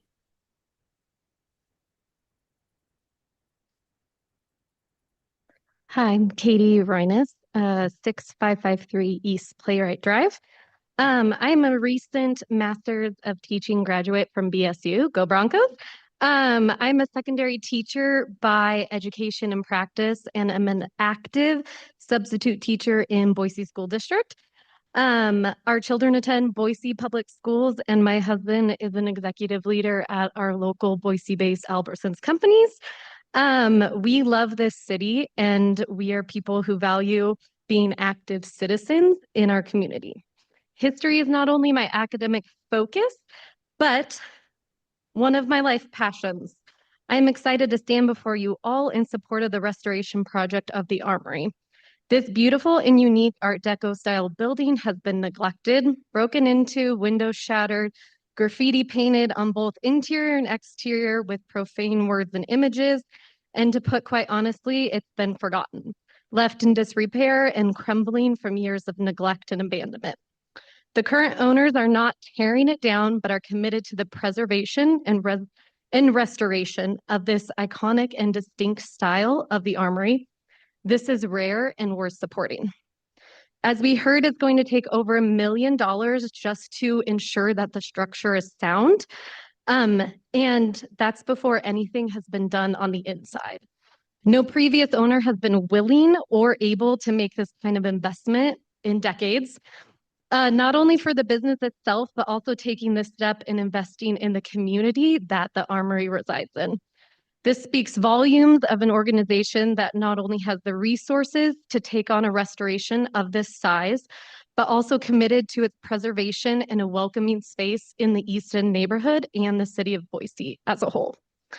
Not only is it simply a fresh coat of paint, we know it needs more than that, but a serious investment and commitment in preservation as a historic building within our city.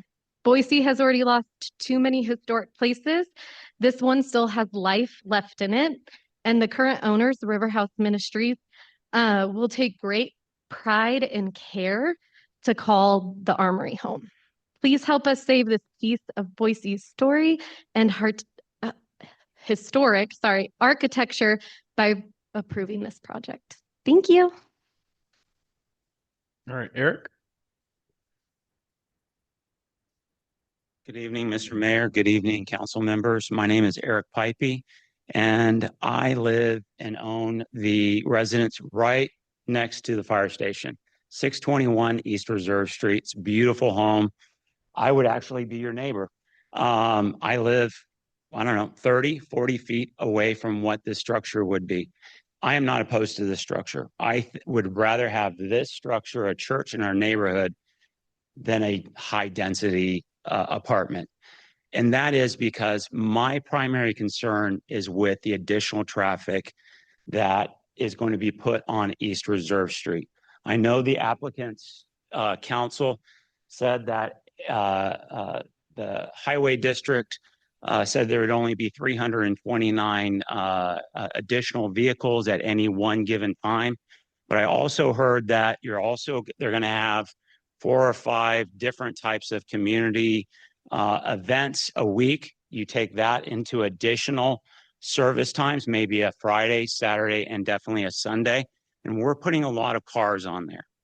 And what I didn't hear from the council is a bigger story here. There is a Girl Scout camp on the corner of Reserve and Mountain Cove. Lots of girls playing, sometimes gets out of the gates. I see that on a regular basis. I've seen pedestrians. There's a pedestrian walkway that goes roughly into Roosevelt and the Roosevelt Market, all the way up Mountain Cove. A lot of pedestrians. We've got a bike park there with a lot of cyclists going up and down. Now, this may not be an issue with the church, but we are putting a lot more vehicles on the road. And with the increase of fatalities between vehicles and pedestrians and an increase in fatalities with cyclists, this is a big concern. And I want this council to consider, how are we as a city going to mitigate the additional traffic, and really look at, are we, by putting those additional vehicles on the road, are we creating a situation where we are increasing that, the fatalities, are increasing the likelihood of some sort of accident. Now, my house and 2 other houses, we also face the road. It's a very unique situation, right? If you go further down towards 4th Street, they're the back end. We are going to incur, with that additional traffic, more road noise. We're also going to incur more road dust, debris. It's just a matter of, you're putting more vehicles on there, and we're going to get all that air pollution. The hazards are there. And what concerns me is there's very limited egress and ingress without going through Reserve Street. You've got that Avenue H there, but you're forced probably about the majority of your traffic having to go through East Reserve Street and going through that intersection. Time's up. Thank you for your time. All right, Joel.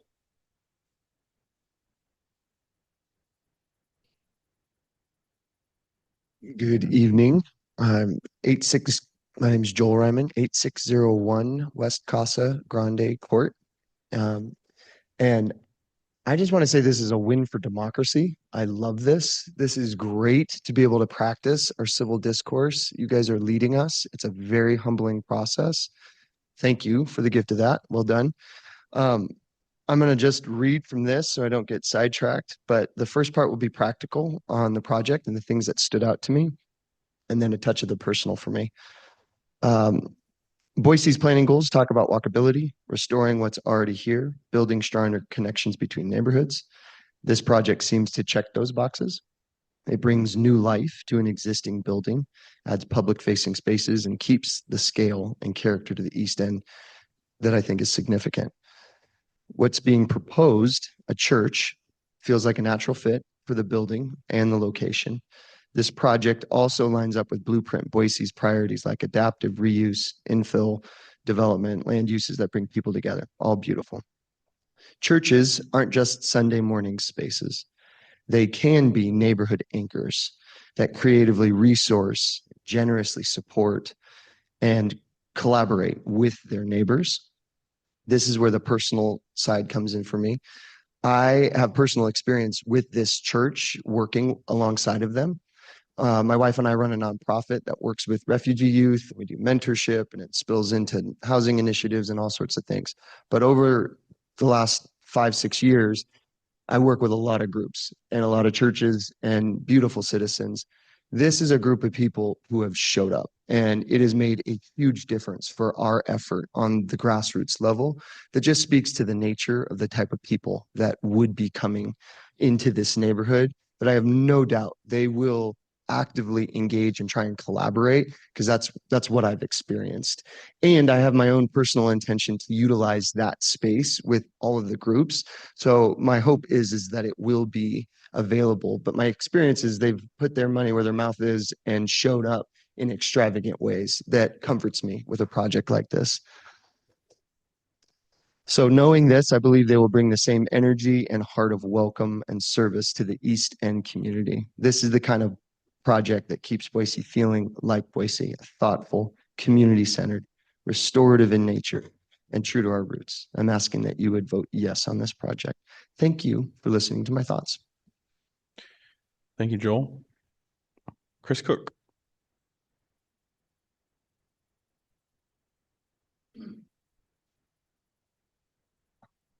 Thanks for having me this evening.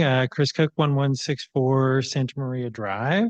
I live in the Aldape Heights, which is just up the street from the Armory.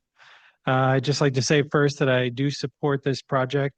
I don't attend the church, but I've lived in Boise a long time, and I've driven by the Armory so many times, and it just is constantly neglected over the years. And me and my wife recently walked by there, and it's just amazing how much that site is just, I mean, it's really sad to see it. I mean, there is large cracks in the sides of the building. I mean, driving and walking by and riding my bike by that site every day and having to look at all the boarded up windows. I mean, it's just ridiculous. At some point they need to do something about it, or it's literally going to fall down. And so I think, I think while I don't go to church regularly, I haven't in a long time. I mean, I'm hoping that it will be a community center, even if it isn't, even if I never go to the coffee shop, just someone who is going to take some ownership in the site, in my mind, is great. And adding the sidewalk along Avenue H will be key. Right now it is difficult to go from Aldape Heights down into the neighborhood down in the East End.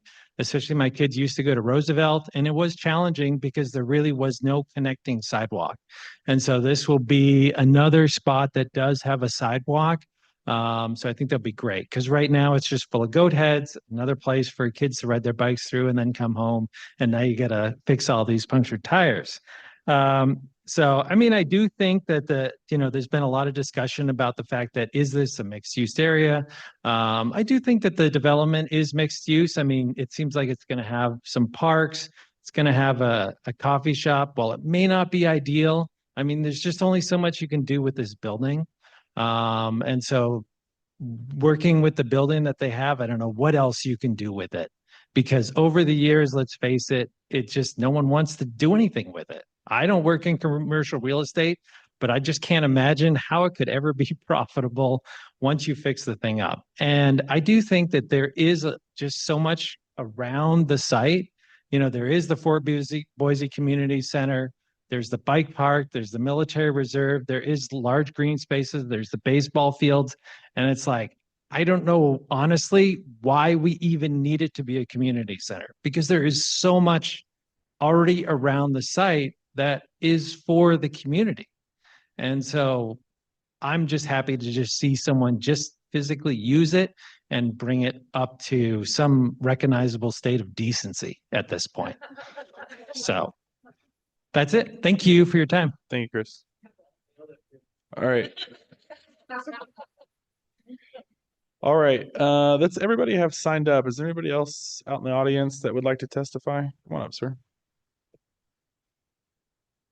And if there's anybody else that wants to testify, if you could just come line up on the front row, we'll just check through you. Good evening, Mr. Mayor and City Council. I'll keep this short and sweet. A lot of these testimonies before me stole the words right out of my mouth. My name is Chris Little. I'm at 12248 Goldenrod Avenue, Boise. The Armory has plenty of ideas, as we learned earlier, had plenty of ideas thrown at us over the years, but none have stuck. This team actually has a plan. They have a purpose and the funding to back it up to bring life. If this doesn't go forward, the building could sit empty for another 10, 15, maybe even longer.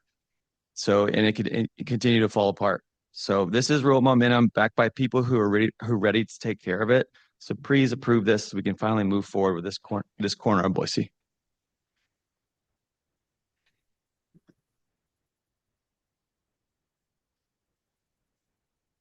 I'm Daryl Winter, fairly near neighbor, 635 East Warm Springs.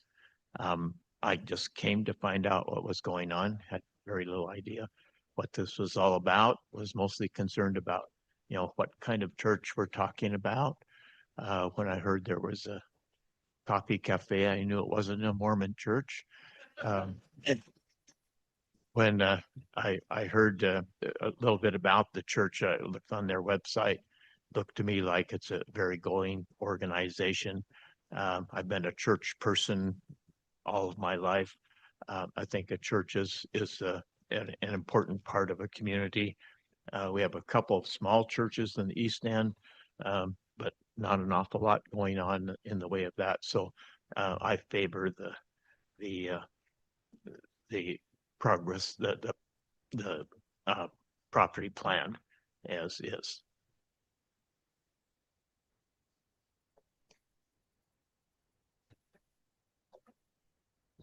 Hi, Mason Werner, 6500 West Outlook Drive, Boise. Mr. Mayor and council members, thank you for your time reviewing. I just wanted to add just a quick comments and mostly just voice my support for the project. I think I offer a little bit of a unique perspective on the Armory and really just want to praise what this church is doing. In my day job as a developer, working for multiple developers in town, I've looked at this property over the years. I've done numerous financial analysis as I've looked at affordable housing, workforce housing. How can we, condos? How can we, take the modern zoning code and apply it in a way to make money off the Armory? And time again, and it's the reason that you've seen projects come before you that haven't come to fruition, is there's no way to monetize the Armory. So every developer that looks at it, there's value in the land undeniably, and they try to maximize that value. And nobody has been able to come forth with a plan for the Armory building itself in a way that actually provides value for the developer to make a profit and for the community. And so I just really want to voice my support for this church. And the capital requirement, the economics of this don't make sense. In the development world, we would say this doesn't pencil. And so I just think that just speaks to their heart and, their intentions with this. And I think it really is what, the city is after. You look at the modern zoning code, I don't have it memorized, obviously, but walkability, sustainability, reuse, I think, these are core things that the church is accomplishing. Me personally, I drive to church. This will allow me to now walk and ride my bike. And so I think that there is a greater picture here where now residents of this community will be able to walk to church, where, this is, mixed use area that is underserved in the church department. And so I think that in that sense, it really is accomplishing some of the core goals of the modern zoning code. So I just want to voice my support and just really echo the fact that what they're doing is incredibly difficult. And it's amazing. And if this, CUP doesn't go through, I think we will be looking at a vacant building for many more years. Thank you.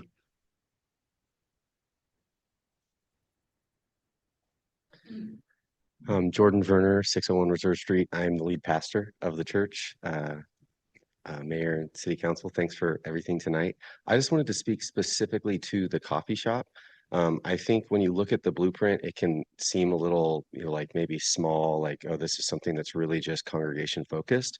Of course, it will serve our congregation. It's actually based on a model that I've seen in other cities, other pastors, where youth specifically are looking for third spaces, post-school, and really where like a coffee shop space in a wider lobby has been a really effective model to create an open environment for specifically the youth of a city to be welcome. I have had conversations with even people within city leaders that it's just a big need. The depression rates, the suicide rates, kids are looking for place, they're looking for home, they're looking for something that so they're going to coffee shops, they're going to bike parks and other things. And we want this to be a space that becomes kind of a community reputation. This is welcoming, this is open. It's going to be really cool. It's going to have really good coffee. And so I just have heard it getting a bad rap. And I'm like, no, this is one of the things I think a lot more than what you see in a little two-dimensional drawing on a piece of paper. So I just wanted to voice that perspective on the coffee shop specific. And obviously, I think you should support this this project. So I'll rest my case there.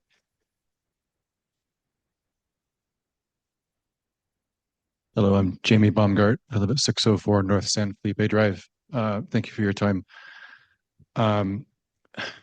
My concern primarily is that we're talking about, does this serve the neighborhood? And in my point of view, this serves the congregation primarily, and it doesn't so much serve the neighborhood in which I live. A triangle of grass with a bench in it, it does not make a park. a coffee shop that's hidden away in the back of a vestibule with no signage and no real way to let the public know, the neighborhood know that this is a place to congregate, does not make a public space or does not qualify for mixed use, in my opinion. It's not a Starbucks in BSU, right? I don't hear any plans of a Starbucks being put into this building, right? We all know, we see that logo. It's a public space where I can take my laptop and hang out with my friends and, you know, whatever. I don't see people in the neighborhood, unless they're a member of the church, thinking, oh, I'm going to go down there and grab a cup of coffee rather than going down to Roosevelt Market for a cup of coffee, right? So I'm curious, the definition of mixed use. You know, we heard earlier from the council that we don't need to worry about mixed use because the neighborhood as a whole already has a lot of mixed use. And so a church will fit into that larger scheme. But then at the same time, claim that the coffee shop does qualify to make it mixed use. So it's like, are we having our cake and eating it too? Like, which way? Is it one way or the other? And so I'm concerned that, again, the code is stating one thing, and we're all eager, myself included, to have something done with this armory, which is in its current state quite an eyesore. Nobody wants that. And honestly, I would welcome a church, provided that it did accommodate the definition as I see it of mixed use, and I'm not seeing that here today. Thank you for your time. Any question, Councilmember Sid? Thank you. Sorry, quick question for you, Sir. sir. I would love to hear your definition of mixed use. Sorry, I thought that was last call. We're all supposed to go home. If again, I think we talked about it earlier. If sure, we can't add on to the building or have, you know, blow out a wall to have a glass front or something. But there's ample room in that parking lot for a freestanding coffee shop or some sort of a community facing center. You know, I have so many questions about this cafe. You know, what are the hours of operation? Will there be food provided? What's the menu going to be? Is it going to be similar to a Starbucks, or is it just going to be a counter with some pump coffee, you know, Okay, thank machines you. on it, right? Yeah, thank So you. if you're asking me, it needs to be something that has signage and that is available to the public during reasonable hours, like a Starbucks from 7 in the morning till 8 at night, or, you know, whatever, 7 Okay. days a week. Thank you. Yeah. All right. Anybody else in the audience that wishes to testify that hasn't? Okay. Anybody online? All right. We'll now hear from the appellant. Javier, yeah. If you have any rebuttal testimony.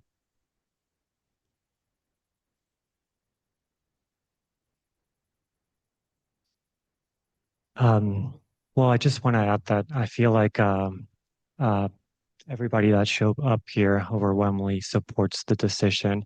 And I think that the people that are not present, the primary reasons when I've talked to so many neighbors is that we're thinking about this project as a false binary, where if we don't approve what they're offering us, is the other alternative is the building is going to collapse.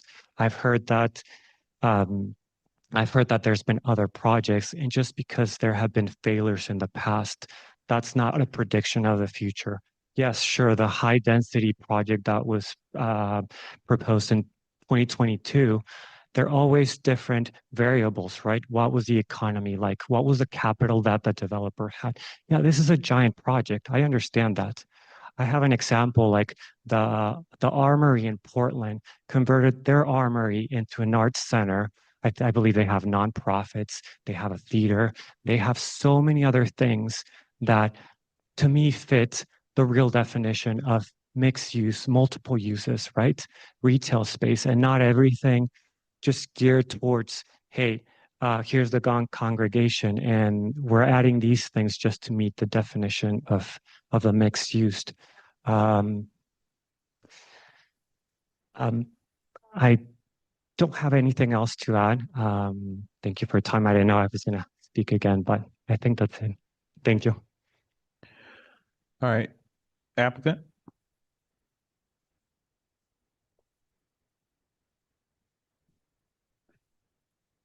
Thank you, Mr. Mayor, City Council members. Elizabeth Kekkerit, 601 Bannock for the applicant. Pulling back to the issue that's at hand here was there error? Has the appellant shown that there was any error, that the decision was made through procedures that were unlawful or inconsistent with the code, that the decision was not supported by substantial evidence, or that the decision is arbitrary, capricious, or an abuse of discretion? And none of those things have been presented tonight. There simply wasn't any error in the decision by the Planning and Zoning Commission. And in fact, to the contrary, I think that the evidence tonight has shown that they made the right decision, that this use does comply with numerous goals of the comprehensive plan, that this is the reactivation of the site that has been deteriorating for some time. There are numerous goals within the comprehensive plan that talk about that activation, that reuse of don't let our buildings deteriorate. Let's not have to demolish them. Let's keep them up. Let's keep them active. And so contrary to the appellant's Javier's assertions, there simply was no error, and it was the right decision that was made. In our minds, this wasn't even really that close a call, that this was something that does meet with the various goals. The neighborhood association has not come forward and testified against it. They are also in support of this use on the property. The traffic issues are going to be far less than some of the concerns. The project that was proposed in 2022, I believe there were at least 200 units on that, which leads to around 2,000 additional trips per day. This is estimated to be about 300 something that I mentioned earlier. And so I really do think that this is a positive net gain for the community. There's always certain things that it may not meet as much as the city wants here, but it really supports other goals over here on the other side. And so really, because there was no error and the Planning and Zoning Commission made the right decision, we are asking that you deny the appeal, uphold the Planning and Zoning Commission decision. Okay. Council, any questions for the applicant? Yeah, Mr. Mayor, I've got a few questions. Again, for the record, I did approve the last development as well, with the housing that was on it. And I think we did put some conditions. I think there were some neighborhood concerns that actually made it harder to develop and actually made it run into some problems. Then I also think that some of the economic circumstances have made it even more challenging. So I don't know that this is the only thing that it could be. So I do agree with that statement that was made by the appellant. There are certain circumstances that maybe make it work and make it don't. I did read through the whole transcripts from the last meeting. This seems like a very different meeting. And I think that like what it comes down to is this mixed use or is this not mixed use? And does it fit that definition? Did they make an error? And I guess I think that there are ways that it could be mixed use. And I think that there's ways where churches can very much not be mixed use. And so one of the things I'm trying to make sure is what the church is offering as mixed use in this particular development. So one of the things I've heard you say is that this space would be available to the community. I'm trying to figure out what that means. Does that mean that if I run a nonprofit or if I'm part of a neighborhood association in that area and I want to use one of the rooms, that I can go to the church and those rooms are available to people? I think I've heard you say something like that. And I'm wondering if you can clarify how this would be shared with the public outside of congregation or a church setting. Mr. Mayor, Commission, Council Member Halliburton, great question. It will be as rooms are available. There will be, if people were to approach them, much in the way you need to approach the library. There's just various, as a member in this community who does this regularly, you're always looking for gathering spaces that you can use. And so just to have a gathering space where you can call them up and say, I've got a bunch of people, we need to get together. Do you have any availability? And to the extent that they do, when there's not, the room isn't being used by other organizations, they would certainly make that available to the extent that it's reasonable and doesn't mess with their other programming. The outdoor space, I mean, and part of this is just it's developing as they develop the property. And they see how much of the parking they really are using on a daily basis. And can we have food trucks come in here one day? Can we have these other events happen on the outside property? But it would be people contacting them, people in the community, that people come to them, they are in the community, they offer up, yes, we can do these things. And then just finally, on the more technical legal point, it doesn't even have to be mixed use. It has to be in a building that's 2 stories. And so I don't want that to get lost here in the fact that the code actually just requires it can be 1 use in a 2-story building. But that's not what they want. That's not what River House is all about. They're about being part of the community, about opening it up, about having these more community-centered events. Great. Yeah, I think there's different ways of interpreting the code. I look at the code and I look at mixed use and I see that, yes, there's 2 stories, but I see that other things in the comprehensive plan and in the code that's really calling for more a pedestrian and localized activated area. What I'm hearing you say is that if there's not stuff going on in the rooms, that the church would be open to hosting events from the neighborhood, hosting events from nonprofits, utilizing some of these spaces in these rooms that aren't being used. That's what I'm hearing you say. That is correct. Yeah, and so there's also a gigantic parking lot that gives me a whole lot of heartburn. That's even getting bigger, and I think that was one of the things we liked in our last proposal is that we're actually getting rid of some in the surface level parking, bringing in interior. But that space has something to offer as well. And what I feel like I've heard you say, and what I feel like I've heard members from the church say, is that this outdoor space, including the parking lot, could potentially be used for community events if there wasn't, a church service going on that were non-religious related. So that might be a neighborhood picnic. It might be a neighborhood garage sale. It might be, an event, that the neighborhood is hosting during National Night Out, those types of things. I'm trying to figure out if this is something that might be available to the community in a non-religious format. Absolutely, it is. Okay. I'm wondering if childcare was ever considered in the application, as far as the use inside the building. Mr. Mayor, Councilmember Halliburton, I would have to confirm. I know there's childcare during their service hours. I don't know if more childcare than that was considered. I know they do anticipate in using really all of these rooms. They're hoping to grow and need all of the space. But I know that they are here and they could speak to that question. And then just maybe a couple of other things here. One second. So we have a ACHD study. ACHD study is estimating this amount of trips, and that's probably some sort of average. But obviously, there's going to be more trips on a busy Sunday. It's Easter Sunday. I bet you that's going to be a full parking lot, and I bet you there's going to be a lot more than 300 or whatever trips that it said that it was going to be. One of the conditions from planning and zoning was to meet and have conversations about traffic calming. I'm trying to figure out that conversation is still going to happen or has not, or doesn't need to happen because ACHD said it was fine. I would ask Mr. Connor Lindstrom, he can come up. He's the one who's been working with ACHD directly and who could answer what the conversations have been specifically.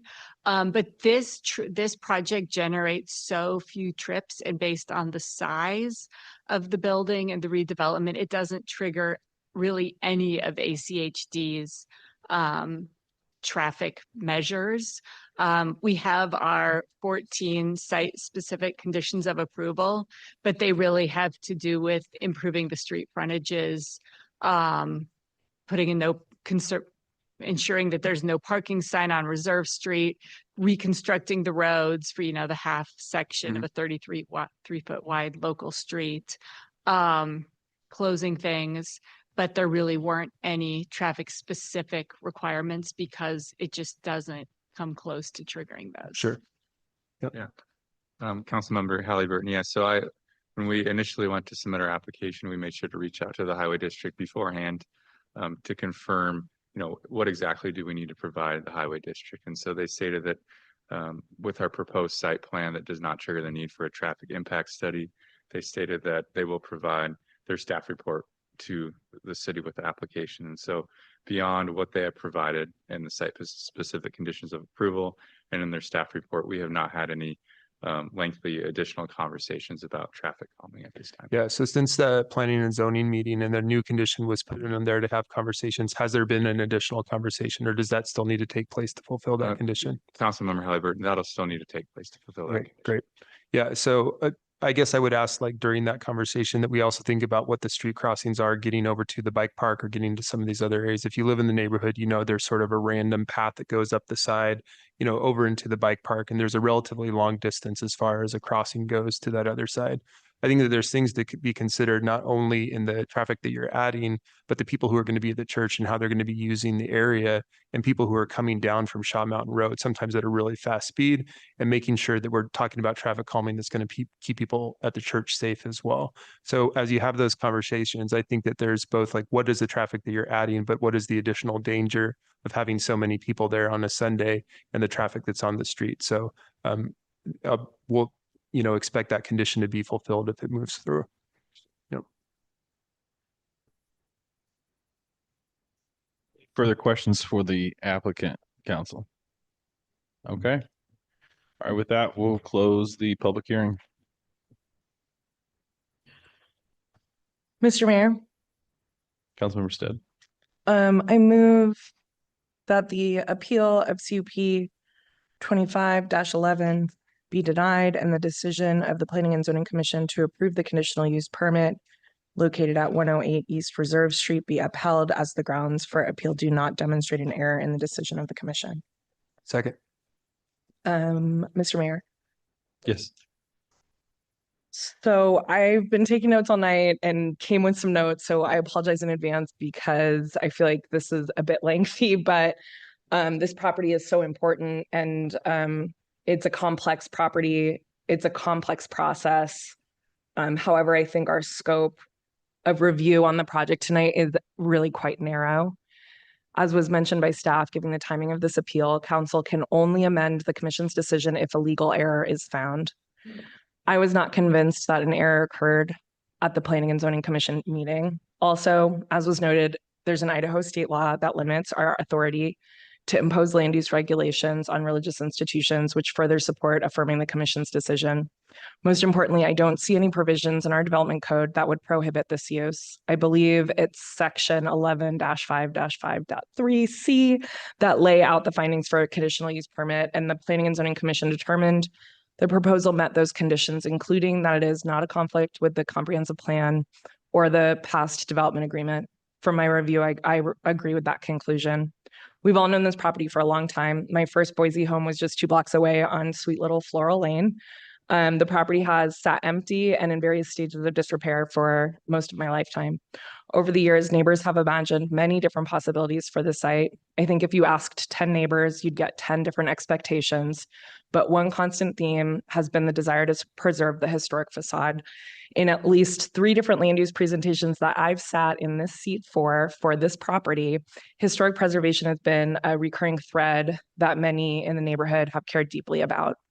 I want to take a moment to sincerely thank the neighbors who came out tonight and at previous meetings for their thoughts. I know many of you have invested years in envisioning the future of this property, and even when we don't reach the same conclusion, your participation is what keeps our process transparent, thoughtful, and community-driven.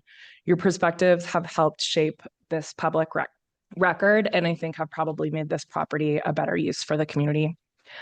I'm comfortable with the proposal first and foremost because it aligns with our development code. In my mind, we are also fortunate that outside of the code requirements, the applicant is committed to preserving the historic character, adding public amenities like the cafe and the green space. And in my experience, a church can often be a stable and considerate neighbor. They have committed tonight to allowing non-religious community uses and encouraging youth and non-congregate gathering spaces. Compared with dense housing or more intensive commercial uses, the anticipated traffic is lower, something that I know has been a concern for many of the neighbors. The applicant is invested in our community, and while it may not bring the music festivals and food hall that I had hoped for, it will activate the space by being maintained by local owners and give new life to a site that has long been idle, and it does align with our code as outlined. For these reasons, I support denying the appeal. Councilmember Morales? Mr. Mayor, yeah, I just first want to thank everyone for coming out tonight to share their perspectives on this from both sides. Eric, I appreciated your comments on traffic that we saw in the application packet too that you emailed in. I think that these are important things. You care about your neighborhood, and you've got ideas for making it better. And so appreciate you being here tonight too. And I think maybe what this was alluded to, but when we look at ACHD's 5-year work plan, we don't see action on the street. And I think there's an opportunity to engage with your ACHD commissioner and see what kinds of things that can be done. And I would agree with my council member colleague that this is probably going to be a lot lower impact traffic wise than some of the other stuff. And at different times. And so, but appreciate you being out here as well. And just shout out to the parents rocking kids out in the foyer still, or I don't know if the foyer, church speak, I guess. And there's some dads that owe you guys for not helping out with that. But they've been very well behaved. So thank you. Thank you for being with us tonight. I just want to call it the fact. This was Councilmember Halliburton mentioned this, that the old CUP process, which wasn't really the way that we operated, but after being sued by the Veterans Park Neighborhood Association, it was the way that we were told by the Idaho State Supreme Court that we should act on it. Does limit our abilities to handle the CUP, and this is why we changed it. Not necessarily that there's a bunch of conditions that needed to be added to this project, but there could have been, depending on a different type of project. And so we got called corrupt politicians for changing that. I think it's an improvement. But that aside, I do just a couple recommendations I would love to see. Really appreciated the comments from congregants. The talk is totally there, and that's really, really exciting. And I think that you guys are going to walk that talk. And I think understanding a little bit more about the dynamics for getting a more external activation, noticing that cafe more externally makes sense due to the historic nature and architectural engineering issues. And so but lean into it. It'd be great if there was some, covered patio tables outside with some River House coffee branding, come up with a fun logo. I don't know what it is, but that could be a really good identifier to the neighborhood that there is something there. Likewise, I think probably during design review signage will come up, but any kind of signage, if it's clear that there's a secondary use there with River House coffee or whatever it is, that would be great. This could be a great exemplar to other churches. Appreciated the comment.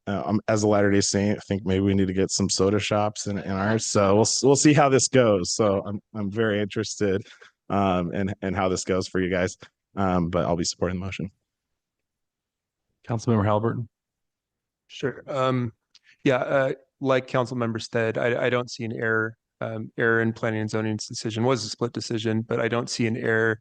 And I believe you're correct as far as meeting the definition of a mixed use space. So now you get to hear me, since it's a church thing, preach a little bit, or maybe lecture. So a church can be a mixed use space if it engages with the community and if it's part of the neighborhood. And we have good examples of churches that do that. And we have examples of churches that don't. Cathedral of the Rockies is a really good example of a church that's engaged in their neighborhood and they're part of it. They're ingrained within it. They extend beyond their walls. There's a great Strong Towns episode about the roles that churches play in a community. And it's not within the property boundaries, it's in the whole neighborhood because you're now part of the neighborhood. You're interacting there, you're driving through there, you're walking through there, and you should be involved in it. And what I'm hearing from you all and what I'm hearing is that there is a commitment to be a part of that neighborhood. Religious related or not, using the parking lot, using the rooms, trying to figure out how this can be something that's additive to all of the people who live there. And the coffee shop is great. I mean, I think that that's more of a concern of mine, but the fact that this is a massive lot and this is a massive building in a neighborhood that needs spaces to have different types of community events. And there is a huge opportunity to serve as a mixed use development in offering that space and those services to people that live there. I'm going to ask you to consider some things very strongly. One you heard about was the ACHD and the traffic calming, and to really be thinking about how many kids are going to be going to church here, teenagers and young kids, and how they might be using some of the surrounding areas. And when we think about traffic safety, thinking about what those road crossings or people coming down and what a bulb out could do or a curb extension could do to slow things down. just a little bit. I'm going to strongly encourage you to consider childcare within the facility. We have an extreme childcare shortage in our city and across the state and across the country. And we've seen other religious organizations step up and take a role when it comes to childcare. So there's a really huge opportunity to do that. And I would strongly encourage you to look at childcare within the facility. I would ask you to consider benches or other public serving amenities along Avenue H and on Reserve Street.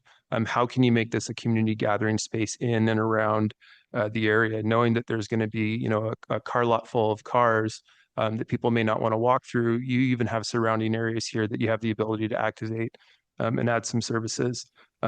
Similarly, I'm considering what additional amenities could be added to that green space, specifically including historic place making. You're in a historic neighborhood, you're in a historic building, and there's a story to be told and a story of success in remodeling this building and your role in playing that. And I think that there's an opportunity to do that in some of that green space.